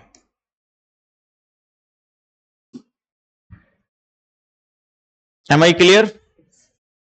तो देखो नाम से ही पता चल रहा है कि इंजेक्शन मतलब भोजन का लेना, अंतर्ग्रहण। कभी कभी हिंदी टर्मोलॉजी पढ़ने से भी आपको चीजें क्या होती है, क्लियर हो जाती है। इंग्लिश पढ़ लो तो क्लियर हो जाती है, इसलिए बाइलिंगुअल थोड़ा सा लेके चलना चाहिए। भोजन का लेना इंजेक्शन। हम जब भोजन लेंगे तो क्या होगा भाई, पाचन। मतलब जो कॉम्प्लेक्स फूड होगा वो सिंपल में क्या होगा, टूटेगा। तो जटिल भोजन का सरल भोजन में टूटना क्या कहलाएगा, डाइजेशन। डाइजेस्ट का मतलब है फूड का टूटना, सिंपल में। हमने भोजन को लिया तो हमने भोजन को तोड़ा, तोड़ने के बाद हमारा नीड क्या है कि उसमें से जितने सारे विटामिन है, न्यूट्रिएंट्स है, ओवरऑल प्रोटीन फैट सारा क्या करें हम, एब्जॉर्ब कर ले। सारा हमने एब्जॉर्ब कर लिया, तोड़ा, एब्जॉर्ब किया। अब जब हमने एब्जॉर्ब कर लिया तो हमारे एक एक बॉडी की सेल को क्या है, उसकी नीड है, आवश्यकता है। तो कौन लेके जाएगी भाई? हमारी जो ब्लड वेसल्स है वही तो सेल के पास पहुंचाएगी। और ब्लड वेसल्स में कौन है भाई? तो जो सबसे थीनेस्ट ब्लड वेसल्स है जिसका नाम क्या है? Blood capillaries. क्या नाम है? ब्लड कैपिलरीज, जिसको डियर हम कहते हैं रुधिर रुधिर केशिकाएं बोलते हैं। सबसे थीनेस्ट ब्लड वेसल्स होती हैं रुधिर केशिकाएं, जो आर्टरी और वेन को आपस में जोड़ती है ना भाई। आर्टरी की दीवार मोटी होती है क्योंकि उसके अंदर blood under high pressure flow होता है, और वेन की दीवार क्या होती है? पतली होती है। लेकिन जो आर्टरी वेन को आपस में जोड़ता है वो क्या कहलाती है? हमारी ब्लड कैपिलरीज। वो हमारी ब्लड कैपिलरीज है, रुधिर केशिकाएं हैं। समझ रहे हैं? और ये कहीं ना कहीं सारा का सारा जो ब्लड है वो डियर जो न्यूट्रिशन है वो पूरे बॉडी में क्या करेगी भाई? पहुंचाएगी। तो ये बड़ा इंपॉर्टेंट प्रोसेस है। कभी कभी ना प्रोसेस से भी क्वेश्चन आ जाता है कि कैरी फूड या carry nutrients by blood capillaries in every part of the body, that's process known as. तो आपको पता होना चाहिए कि भाई प्रोसेस का क्या नाम है? एसिमुलेशन। टर्मोलॉजी से भी क्वेश्चन आ जाता है, या एसिमुलेशन दे देगा और पूछेगा कौन सा राइट डेफिनेशन है किसका? एसिमुलेशन का, स्वांगीकरण का। ये तो नाम से पता चला कि भाई हमने भोजन को लिया, हमने भोजन को तोड़ा, तोड़ने के बाद एब्जॉर्ब किया। ये तो नाम से इसको लिखने की नीड नहीं है, लेकिन इसके आगे कहीं आप एरो दे करके इसका स्पेस हो तो इसका डेफिनेशन लिख लीजिएगा सारे बच्चे। लिखना कैरी फूड या carry nutrients by blood capillaries, बोले तो ब्लड वेसल्स। कैरी फूड या nutrients by blood capillaries in every part of the body, in every part of the body, carry food या we say about nutrients in every part of the body, in every part of the body, the process known as assimilation, the process known as assimilation important था, that's why मैंने definition लिखवाया। हिंदी में note करिएगा, रुधिर केशिकाएं द्वारा, कोशिका नहीं केशिका, रुधिर केशिकाएं द्वारा या केशिकाओं द्वारा भोजन का या पोषक पदार्थ का रुधिर केशिकाओं द्वारा पोषक पदार्थ का पूरे शरीर में पहुंचने की प्रक्रिया, पूरे शरीर में, every part of the body, every part of the cell, पूरे शरीर में पहुंचने की प्रक्रिया स्वांगीकरण कहलाती है। मतलब सारा जो हमने एब्जॉर्व किया वो पूरे बॉडी में क्या हो गया भाई? एसिमुलेट हो गया। बोलते हैं ना हमने इसका आत्मसात कर लिया। आत्मसात समझ रहे हैं ना? आत्मसात मतलब अनुभूति। हमने इसका अनुभूति किया, मतलब क्या? हमारे एक एक सेल के पास ये पहुंच गया। लिख लिया आपने, रुधिर केशिकाओं द्वारा भोजन का या पोषक पदार्थ का पूरे शरीर में पहुंचने की प्रक्रिया क्या कहलाती है? एसिमुलेशन, स्वांगीकरण। और लास्ट है आपका इजेशन। लिख लो, removal of undigested food, undigested food. लिख लो, मलत्याग जिसको बोलते हैं हिंदी में हम लोग, इसको हम हिंदी में मल त्याग टर्म यूज कर सकते हैं आप लोग। न पचे हुए भोजन का निकलना, न पचे हुए भोजन का निकलना, इसका भी डेफिनेशन लिख लीजिएगा। मैं इसलिए लिखा, ध्यान दीजिएगा, क्या मैं वेस्ट को निकालने के लिए ये भी हम लोग टर्म लिखते हैं, एक्सक्रीशन लिखते हैं कि नहीं भाई? एक्सक्रीशन भी बोलते हैं इसको, हिंदी में कहते हैं उत्सर्जन। क्या बोलते हैं? उत्सर्जन। तो क्या हम यहां पे एक्सक्रीशन लिख सकते थे?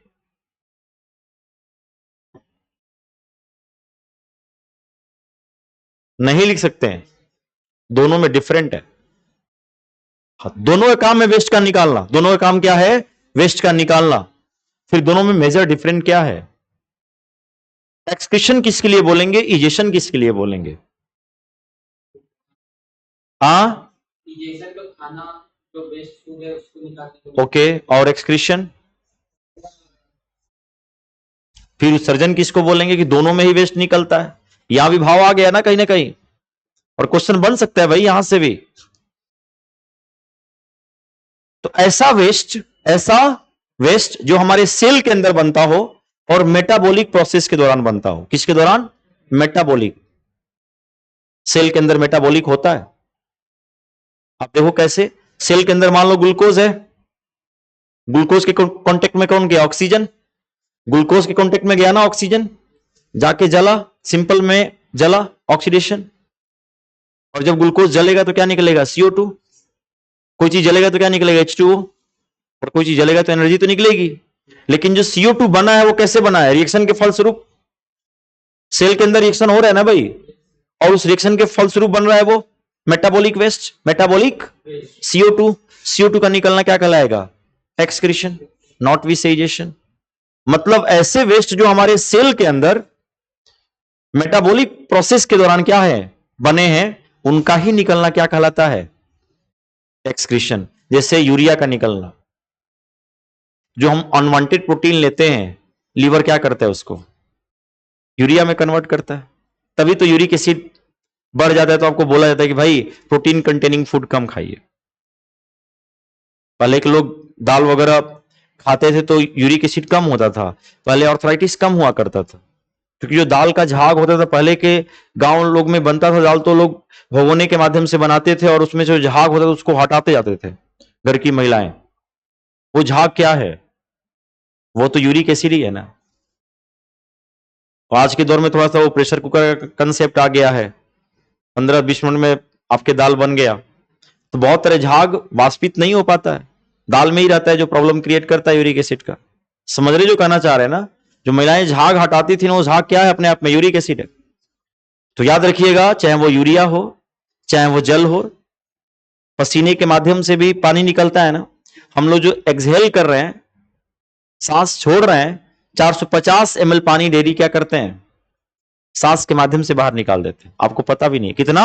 450 ml पानी। तो जो मेटाबॉलिक वेस्ट है ना, सिंपल समझिए, जो मेटाबॉलिक वेस्ट है ना, मेटाबॉलिक वेस्ट का निकलना क्या कहलाता है? Excretion. Am I clear about this point? Metabolic waste ही हमारा एक्सक्रीशन कहलाएगा। इजेशन हमारा मतलब जो ऐसा वेस्ट जो सेल के अंदर फर्दर रिएक्शन के माध्यम से बने हो। अब ये जो वेस्ट है ये तो सेल के पास नहीं गया है ना भाई, बात समझ आ रहे जो कहना चाह रहे हैं? तो मेटाबॉलिक वेस्ट का निकलना क्या कहलाता है? एक्सक्रीशन। और अनडाइजेस्टेड फूड का निकलना क्या कहलाता है? डिजेशन। Am I clear? तो ये प्रोसेस याद रखे रहिएगा। सबको क्लियर हो गया ना प्रोसेस? अब हम स्टार्ट कहां से करेंगे डियर? कहां से स्टार्ट करेंगे? माउथ से। कहां से? माउथ। तो चलो फिर स्टार्ट करते हैं, और आप लोग हेडिंग दीजिएगा। सिर्फ 10 मिनट का सेगमेंट है और सारे बच्चे हेडिंग देंगे माउथ, मुख। अब देखो, हमारे माउथ में इंटरनल स्पेस होता है ना? हमारे माउथ में इंटरनल स्पेस है। उस इंटरनल स्पेस को क्या बोलते हैं? Buccal cavity. क्या बोलते हैं भाई? बक्कल कैविटी बोलते हैं। मतलब पहला पास मोट जो सेगमेंट है वो यही से क्वेश्चन आएगा, बक्कल कैविटी। इसको हिंदी में हम लोग कहते हैं डियर मुख गुहा। मुख गुहा, बक्कल कैविटी, ये इंटरनल स्पेस है माउथ का। और यहां से देखो 3 जोन पे आपको काम करके जाना है। एक सलाइवा, दूसरा टंग, क्योंकि टंग का काम होता है ना फूड को रोलिंग करना, और तीसरा टीथ। ये 3 जोन है जहां से क्वेश्चन बक्कल कैविटी से क्या होंगे भाई? फ्रेम किए जाएंगे। और इन 3 पे काम करके जाना है स्तरीय लेवल का। समझ रहे जो कहना चाह रहे हैं? अब देखो, जब हम फूड लेते हैं ना, और जैसे फूड लेते हैं, टीथ हमारा उसको ग्राइंडिंग करता है, तोड़ता है, टंग रोलिंग कर लेता है, सारा फूड में सलाइवा क्या होता है भाई? मिक्स हो जाता है। तो फिर ऐसे फूड को, जब फूड हमारा किससे मिक्स होता है? सलाइवा के साथ, ऐसे फूड को हम लोग बोलस कहते हैं। क्या बोलते हैं? बोलस। बोलस समझ रहे हो? माने वो फूड जो हमारे माउथ में होता है ना, वो किस नाम से जाना जाता है? बोलस। मतलब जब हमारा फूड सारा सलाइवा के साथ मिक्स हो गया ना, तो ऐसे फूड को हम क्या कहना चाहेंगे डियर? बोलस कहना चाहेंगे। Am I clear about bolus? Food mix with saliva known as bolus, जिसको देहाती लैंग्वेज में ना घर की महिलाएं कौर भी बोलती हैं। कौर तो सुना होगा आपने, बिहार में चलो ये प्रचलित तो शब्द है। एक कौर ले लो, दो कौर ले लो, एक बाइट, दो बाइट, बच्चों के सेंस में बोलस। और पता है हमारा जो पूरा पोस्टमार्टम का जो सेगमेंट होगा, माउथ वाला सेगमेंट, इसमें टंग का, टीथ का और सलाइवा, जितनी सारी लार ग्रंथियां हैं जहां से लार निकलता है, सबका सेगमेंट बनाना है। और जो क्वेश्चन पूछे गए हैं पीवाईक्यू लेवल में, मैं साथ में चर्चा भी करते चलूंगा कि देखो ये क्वेश्चन पूछा है, भाव देखो क्वेश्चन का। तो स्टार्टिंग कहां से करते हैं? टंग से। कहां से? टंग। तो हेडिंग दीजिएगा जिह्वा, टंग।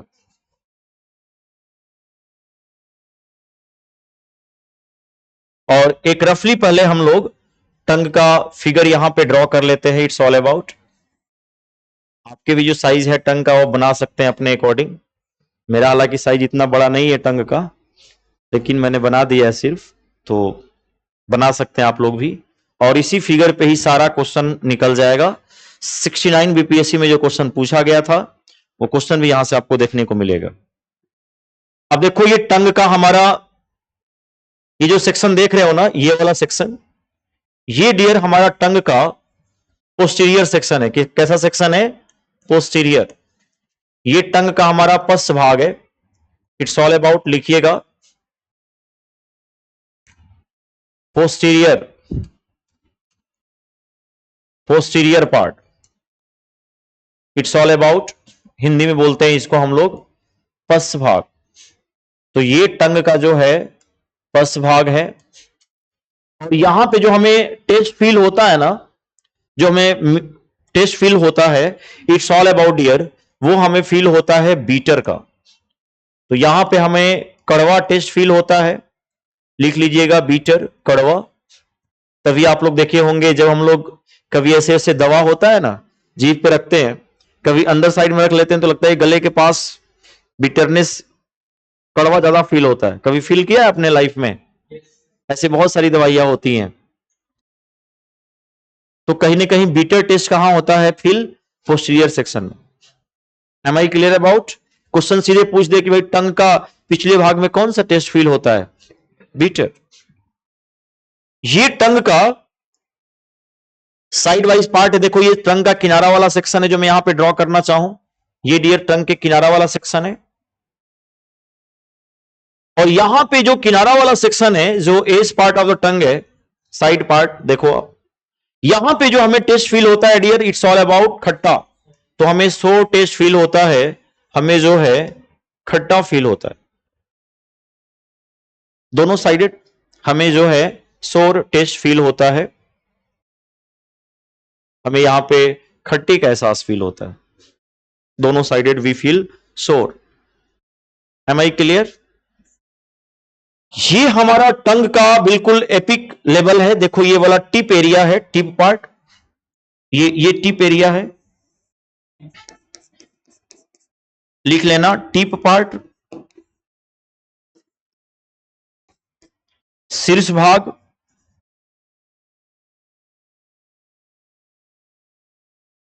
और शीर्ष भाग वाले एरिया पे जो हमें टेस्ट फील होता है ना, वो डियर हमें मीठे का एहसास होता है, हमें स्वीट फील होता है, हर चीज हमें मीठा लगता है।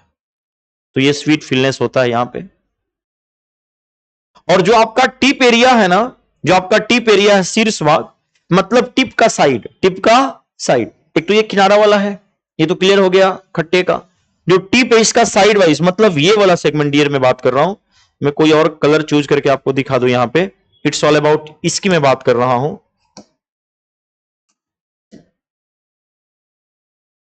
ये वाला सेक्शन और ये वाला सेक्शन की बात कर रहा हूं, समझ गए?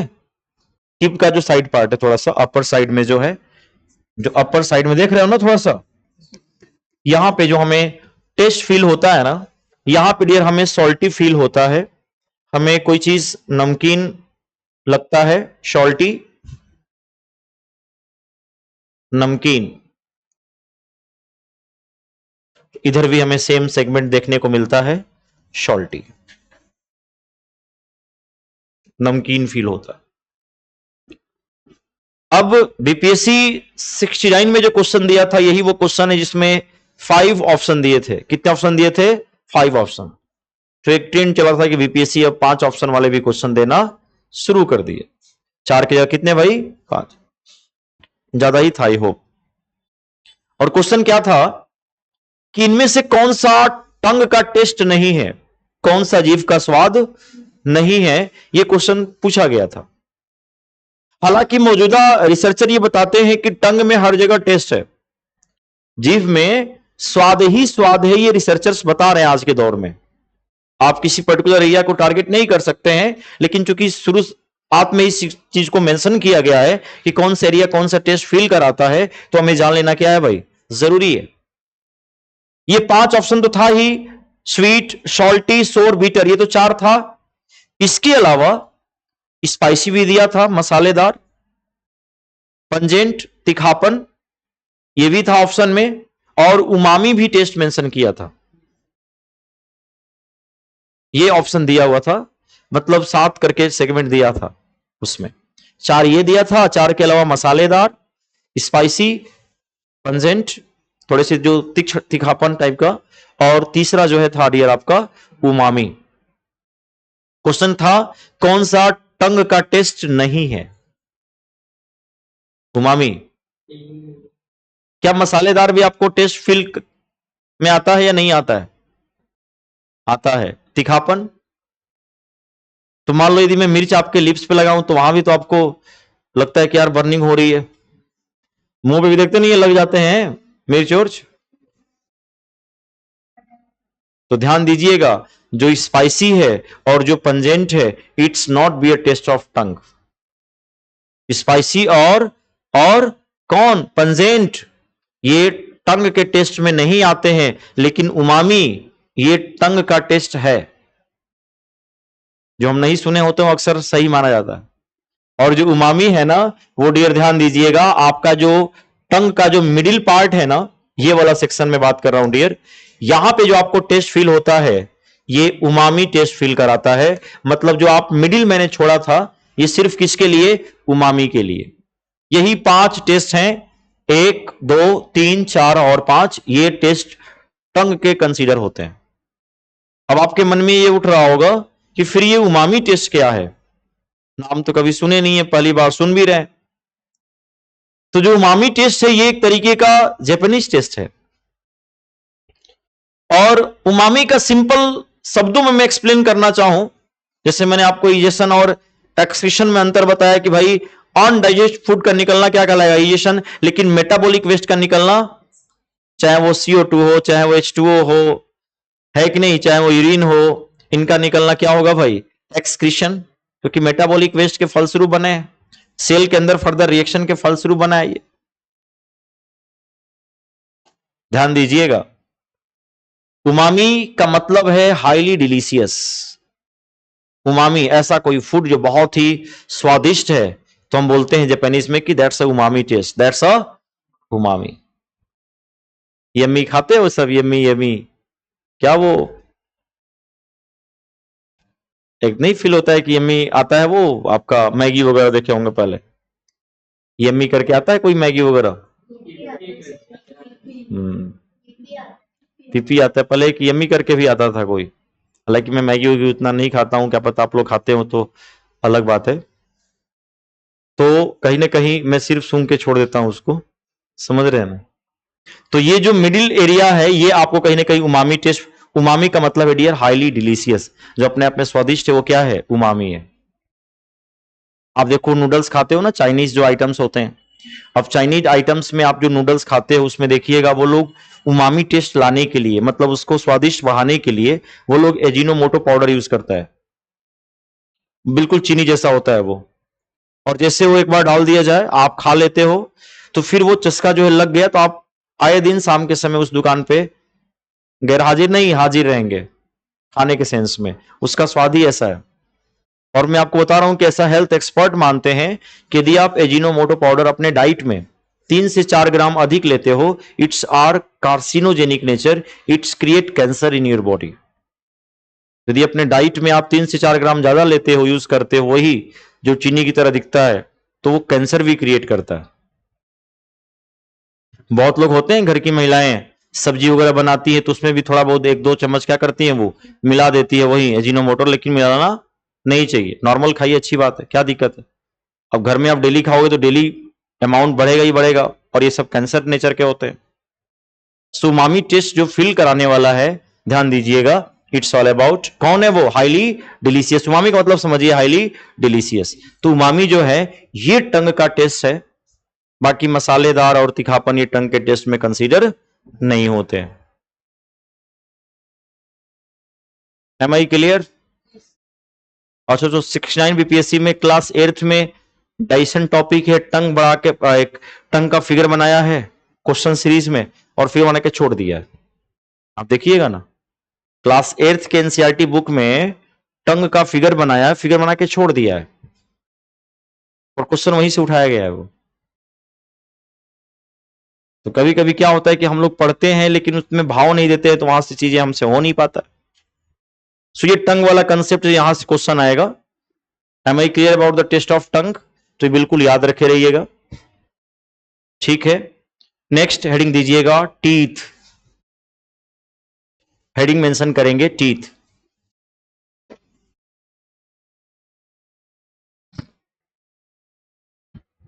देखो, दांतों का अध्ययन, क्योंकि जो दांत है ना वो ग्रीक भाषा ओडस से आया है। किससे आया है? ओडस। ये जो ओडस है ना, इसका सेंस है डियर, मतलब ये ग्रीक टर्म है किसका? टीथ का। ओडस का मतलब है दांत। तो teeth term come from Greek word ओडस। जो टीथ वो कहां से आया है? ग्रीक भाषा ओडस से। ओडस का मतलब होता है दांत। ओडस का मतलब क्या होता है डियर? दांत।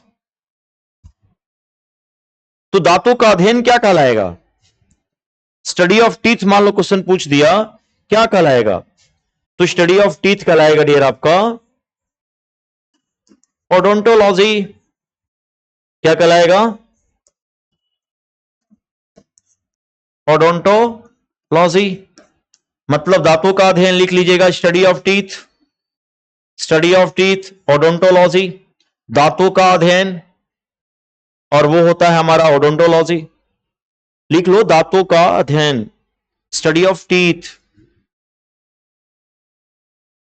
ओडोंटोलॉजी। डैश देके लिख लीजिएगा ओडोंटोलॉजी, क्योंकि ओडस से ही कोरिलेट कर लेना। क्वेश्चन बन सकते हैं ऐसे, देखो क्वेश्चन कहीं से भी आ सकता है भाई, इसलिए थोड़ा सा हर एक चीज पे इवेल्युएट करते हुए, मूल्यांकन करते हुए चीजों को पढ़िए कि टीथ टर्म कहां से आया है, तो ओडस से आया है। आप देखो, दांत में भी बहुत तरह के टर्मोलॉजी आते हैं क्वेश्चन के अकॉर्डिंगली। दांत से भी आते हैं बहुत तरह की टर्मोलॉजी, जैसे थीकोडोंट किसे बोलेंगे? थीकोडोंट। डिफायोडोंट डेंटिशन किसे कहते हैं? डिफायोडोंट दांत वाले कौन कहलाते हैं? तो भाई जिनके दांत 2 बार आते हैं पूरे जीवन में, वो क्या कहलाते हैं? डिफायोडोंट। डिफायोडोंट।